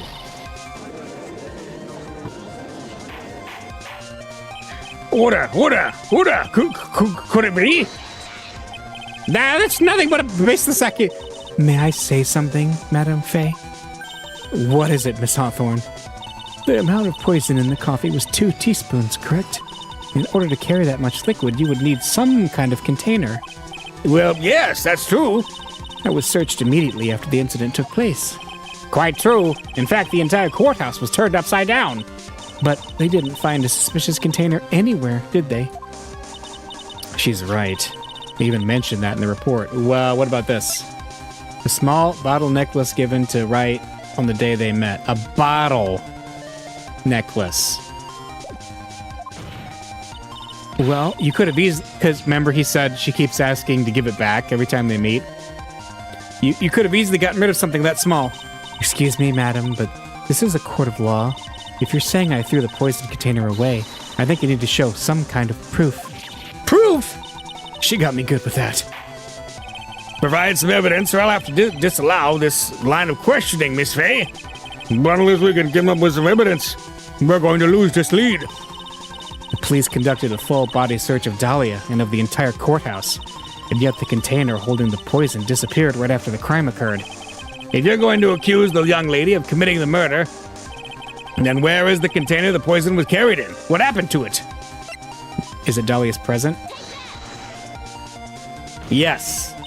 You were forced to get rid of the container in a hurry, weren't you? And that's why you passed it on to someone that had nothing to do with the case. Someone that you knew wouldn't be searched. Who is this person? Mr. Phoenix Wright, of course. So the defendant was this witness's accomplice? Of course not. She gave the poison to him, disguised as a present. What? But that's... That's a charming little necklace. Is this a little bottle? It's really quite cute. So what about it? What does it mean, Miss Fay? The day that the witness met and fell for Mr. Phoenix Wright was 8 months ago, August 27th. The very same day as the poisoning incident. Under the pretense of love, the witness gave my client a present. All for the purpose of hiding the one piece of evidence that would give her away. What? Are you saying there's a deadly poison in here?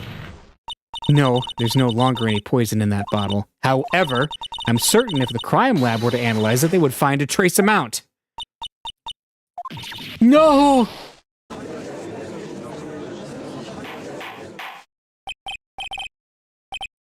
Order in the court.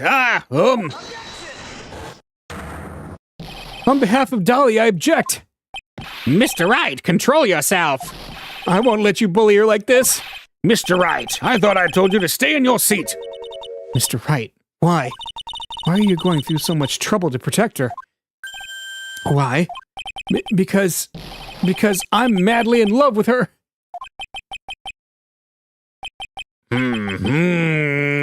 Madly in love. I haven't heard anyone say that in a long time. Mr. Wright, have you ever thought about this? Why exactly would a woman like Dahlia Hawthorne want to date you, anyway? Well, I guess she must be madly in love with me, too. Mr. Wright, please open your eyes. At this point in the trial, I think it should be obvious to everyone. The real reason that Dahlia Hawthorne is dating you is... because of that necklace, right? Dahlia Hawthorne was not and is not madly in love with you. The only thing she's after is that bottle necklace you love to wear around your neck. My necklace? Back there in the waiting room, you said it yourself. Yeah, but she's so shy. Every time I see her, she always says the same thing to me. Please give it back now. Yeah, that was weird. For Dahlia Hawthorne, that necklace is irrefutable evidence of her crime. That's why she absolutely had to get it back. You're lying. But you never gave it back to her. Yeah. First, you insisted on showing it to and to make things worse for her, you insisted on showing it to everyone you met. That's why she... I don't believe you. No, that's a lie. Yeah.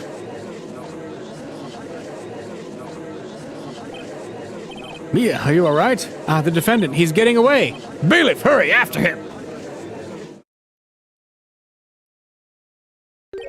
Mia, are you all right? Yes, I think so. That boy, he went completely insane. Where's Mr. Wright? It looks like the bailiff caught him, so he should be back soon enough. Thank goodness. Oh no. What is it? The bottle necklace. Miss Hawthorne's present. It's gone. What? That's terrible. Mr. Wright must have grabbed it when he slammed into me. Foolish boy, that's the only thing that could have saved him. What in blazes are we supposed to do now?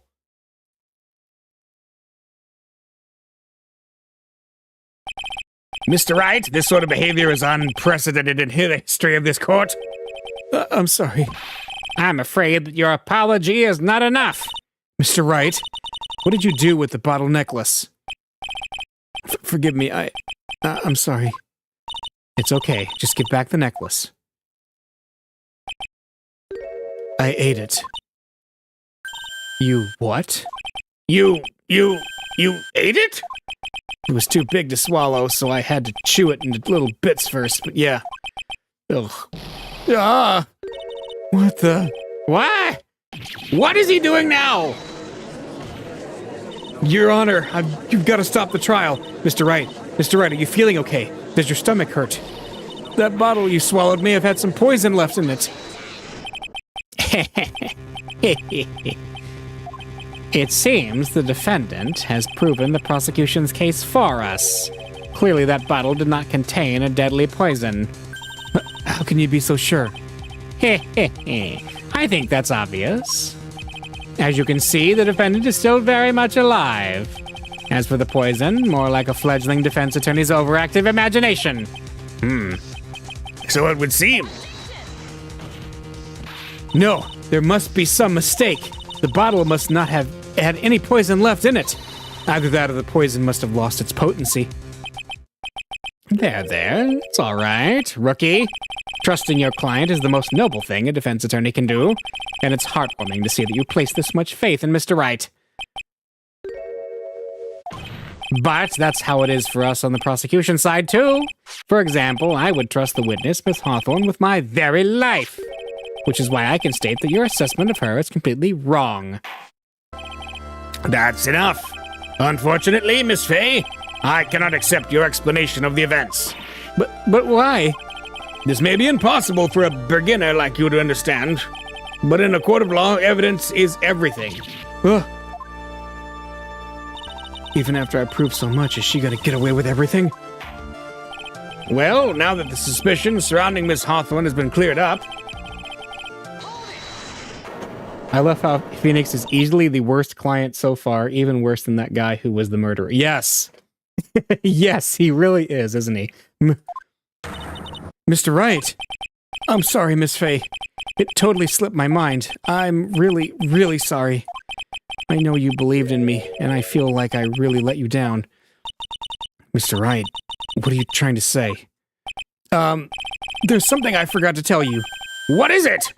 That day I met Doug Swallow.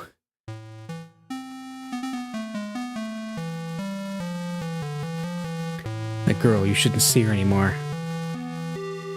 Hey, it's none of your business. I'm telling you for your sake, if you continue to see her, it's going to be bad news.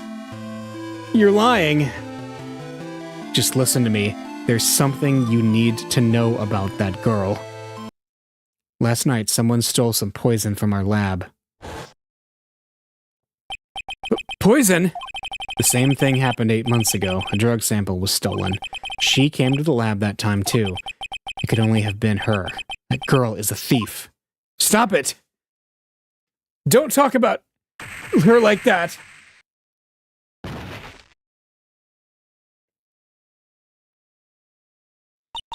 Is it true? Did he really say that? That's ridiculous! There's one more thing. After I pushed him that day, I got worried and came back to have a look. And she was there. Dolly was right there. She was crouched down next to him. What? She told me not to ever tell anyone about it, but I'm sorry, Dolly. Your Honor, this is... The defendant is... Miss Fay, you tell them. Dolly didn't do it. She's innocent. So Dahlia stole poison 8 months ago too, huh? You put that together with Mr. Wright's testimony, then there's only one possible conclusion. The defense believes that Miss Dahlia Hawthorne stole some poison on the night before she killed Doug Swallow. The night before? Naturally, her motive for stealing it was to kill someone. Miss Fay. She was gonna kill Phoenix. If you're so certain of your theory, then let me ask you this. Nia, this is your last chance. Think carefully now. There's something that she desperately wanted to get back, therefore... Exactly who was Miss Dahlia Hawthorne planning to kill? Phoenix. There was one person that was standing squarely in Miss Dahlia Hawthorne's way, and that person was... Mr. Phoenix Wright. Me? That's preposterous. After all, it was Doug Swallow that was murdered. Well, it's true that that's how things worked out. But let's remember that Mr. Swallow died of electrocution, not poison. The person that Miss Hawthorne was planning to poison was, in fact, you, Phoenix Wright. There's no one else that it could be. But how can that be? I thought Mr. Wright and Miss Hawthorne were in love. Poor Mr. Wright. This must be killing him. Hang in there. I'll bring her to justice, I swear it. As I said before, the only thing Miss Hawthorne truly cared about was the one piece of evidence linking her to that incident 8 months ago. That's right. The bottle necklace. That's all she cared about. But even so, why would she go so far as to murder him? 8 months ago, just after the fall of that attorney in the basement cafeteria, Dahlia Hawthorne could think of only one thing: how to get rid of the bottle necklace as quickly as possible. No, it can't be. It was a pretty good move she made, too. The evidence was missing for a long time. But there was just one big problem. Although she had him to hide the evidence, Mr. Wright refused to return it to her. To him, the tiny little bottle was a cherished treasure. He even showed it to everyone he met. You mean that's why she tried to kill Mr. Wright? Correct, Your Honor. It was to retrieve that piece of evidence. That can't be true!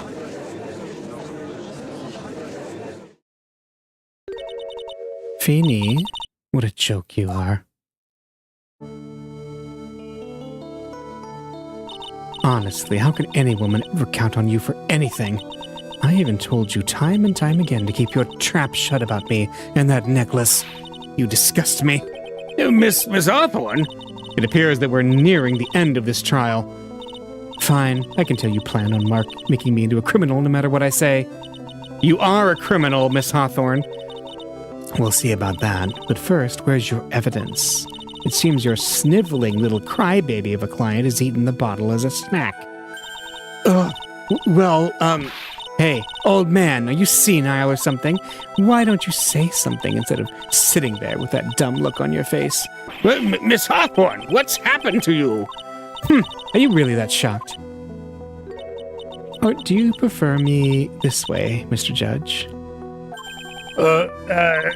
With absolutely no proof, you treat a voluntary witness like she's a mass murderer. Well, I have nothing more to say. I'll be heading home now, if you don't mind. But we're not finished. Fine. Then ask this nasty old hag to finish up already. I can't let her get away this time. Stop, Mia!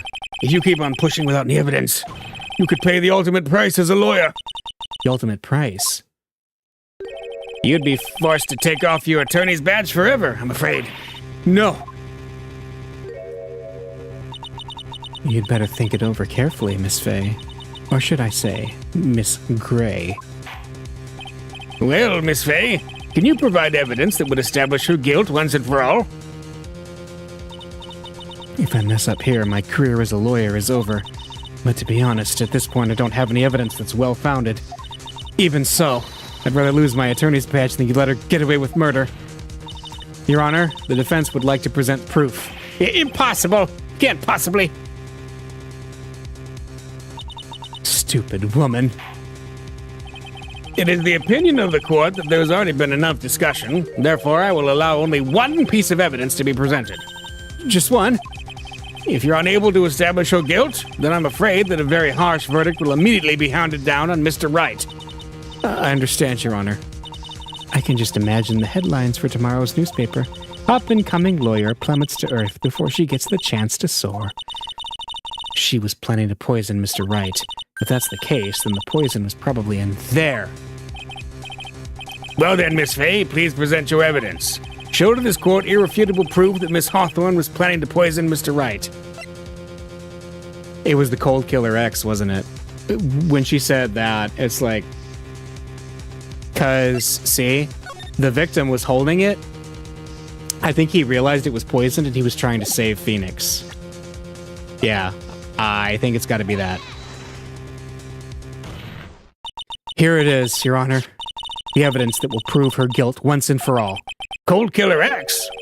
Phoenix Wright's beloved cold medicine. Does our rookie defense attorney have a bit of a cold? If I did, I still wouldn't take this cold medicine.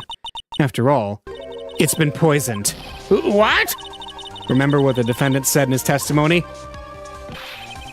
He lost his bottle, yep. Yep. She was the one who took his bottle of Cold Killer X. Then she poisoned us, knowing that Mr. Wright was going to take some. Now you're really grasping at straws. After all, it was the victim, Doug Swallow, that was holding the medicine. I would like the court to recall the crime that happened here 8 months ago. Where did Miss Hawthorne hide the evidence? What are you talking about? 8 months ago, the poison was hidden in her bottle necklace, which she then gave to someone else for safekeeping. Someone she'd accidentally run into in the reading room, my client, Mr. Phoenix Wright. Yes, that's right. She did the same thing this time as well. She stuck it in his hand. After shoving the victim, Mr. Phoenix Wright left the scene of the crime. That's when the murderer, Dahlia Hawthorne, appeared. With her, she was carrying the poison bottle of Cold Killer X. This, of course, was so she could carry out her plan to murder Mr. Wright. I believe she did testify that she was going to meet with the defendant. Yes, and she heard and saw everything that happened at the scene of the crime, including what the defendant and victim were arguing about, and the cut electrical cable. That's when she realized, I can't allow Doug Swallow to live. She used the severed electrical cables to silence him forever. Unfortunately for her, this is when the problem occurred. Mr. Wright, who she thought had left the scene, came back to check on the victim. And on top of that, because of the power outage, some students showed up as well. It's hardly any wonder that she was, as she put it, in a state of panic. Recall that she was carrying that bottle of poisoned cold medicine. She must have thought, what if they searched me like they did 8 months ago? 8 months ago? Yes, she disposed of the evidence exactly the same way as she did back then. She had someone else hold it, in this case, Doug Swallow.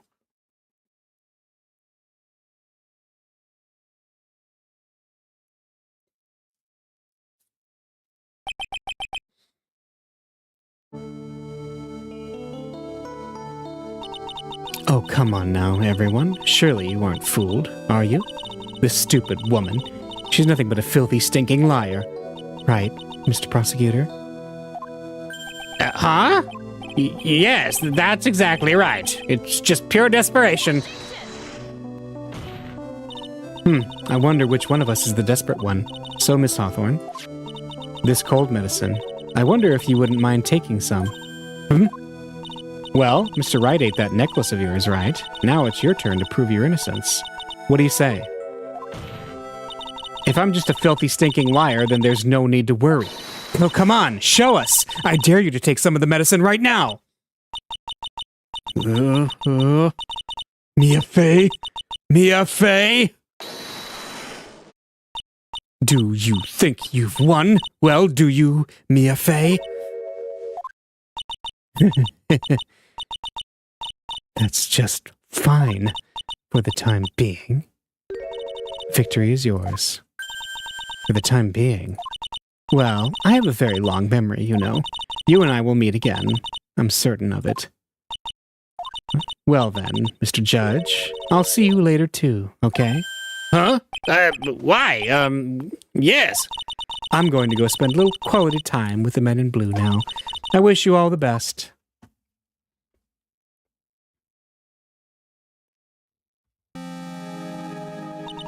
Oh, it's finally all over. I refuse to accept this! The defense hasn't shown a scrap of evidence to support the outrageous claim. But even so, your witness seems to have accepted it.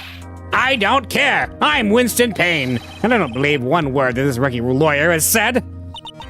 Well then, Mr. Payne, let me ask you this. Yes? Would you care to try this cold medicine? What? Just a little earlier, I could have sworn you said... There, it's all right, rookie. For example, I would trust this witness with my very life, yep. So, if she's so trustworthy, then I'm sure there couldn't be possibly any poison in here, right? You see, yes.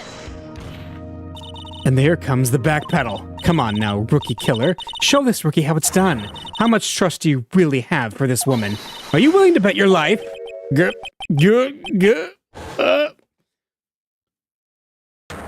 No! My hair! It's flying off! My beautiful hair! No! And that is what happened to Mr. Payne's hair. Mr. Payne, about Miss Dahlia Hawthorne? Yes. Your Honor, I'll file papers for her immediate arrest. Tragic. But not unsurprising. But not surprising. I knew there was something suspicious about her from the very beginning. Don't lie, just admit you were wrong. By the way, Miss Fay. Yes, Your Honor. Was it just me, or did you and Miss Dahlia Hawthorne seem to know each other? Your Honor, whether we did or not has no bearing on this case. Very well, Mr. Payne. This can't be happening. It's a nightmare. It's like losing to my daughter. It appears Mr. Payne has lost his spirit, along with his hair. Does the defendant have anything further to say? It can't be true. My dear Dolly. Very well, then. I believe I'm ready to pass judgment and bring this trial to an end. The court finds the defendant, Phoenix Wright, not guilty.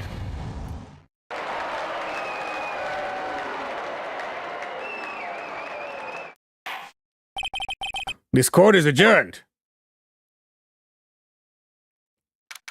April 11th, 3:16 p.m.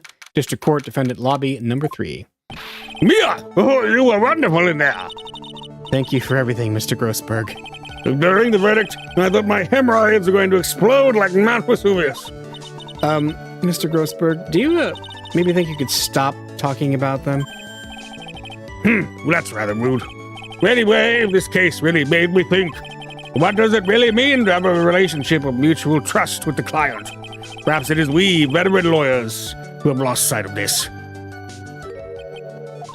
Oh, Mr. Wright, congratulations. Thanks. I was thinking. Go on. The dolly that I saw up there on the witness stand, I don't think that was really her. What? Yeah, the dolly I know could never have said those kinds of terrible things. Maybe she was like, I don't know, a fake or something. Boy, this poor kid still hasn't got a clue. You need to forget about her, Mr. Wright, for your own sake. Yeah, you're right. That's probably for the best. Also, you need to relax a bit more. Try to grow up a little. But out of all my friends, everyone says I'm the most grown up. Yeah, what kind of company does this guy keep? Right now, I'm studying to become a lawyer myself. That's what you keep saying. But I thought you were in the art department. Well, yeah, I am, but there's a friend that I desperately want to help. And if I hurry, then I should still be able to save him in time. I see. Say, Miss Fay, a lawyer is someone who can help people when they're in trouble, right? Mr. Wright, I'm still new at this myself, but I think that's exactly what a lawyer is. Okay, I'm gonna do it. I'll study my butt off, and I'll become a lawyer for sure.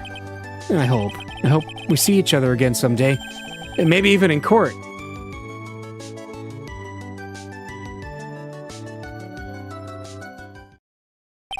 It's been 5 years since I was acquitted of all charges. I became a lawyer like I planned, and managed to save my friend. But Mia has passed on to a better place. For me, this trial brings up a lot of painful memories. But it also brings up some very precious ones. And memories that I thought would never rise to the surface again. Mia is gone now, but even so, I can hear her in my mind. Phoenix, no matter what, always believe in your client. In a court of law, your greatest weapon is your belief. 5 long years. Something has happened that's made me think back to her words of wisdom, but that's a story for another day.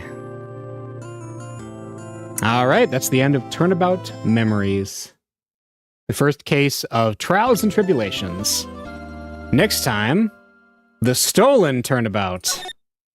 But we'll get to that one later. All right. We will see you all next week.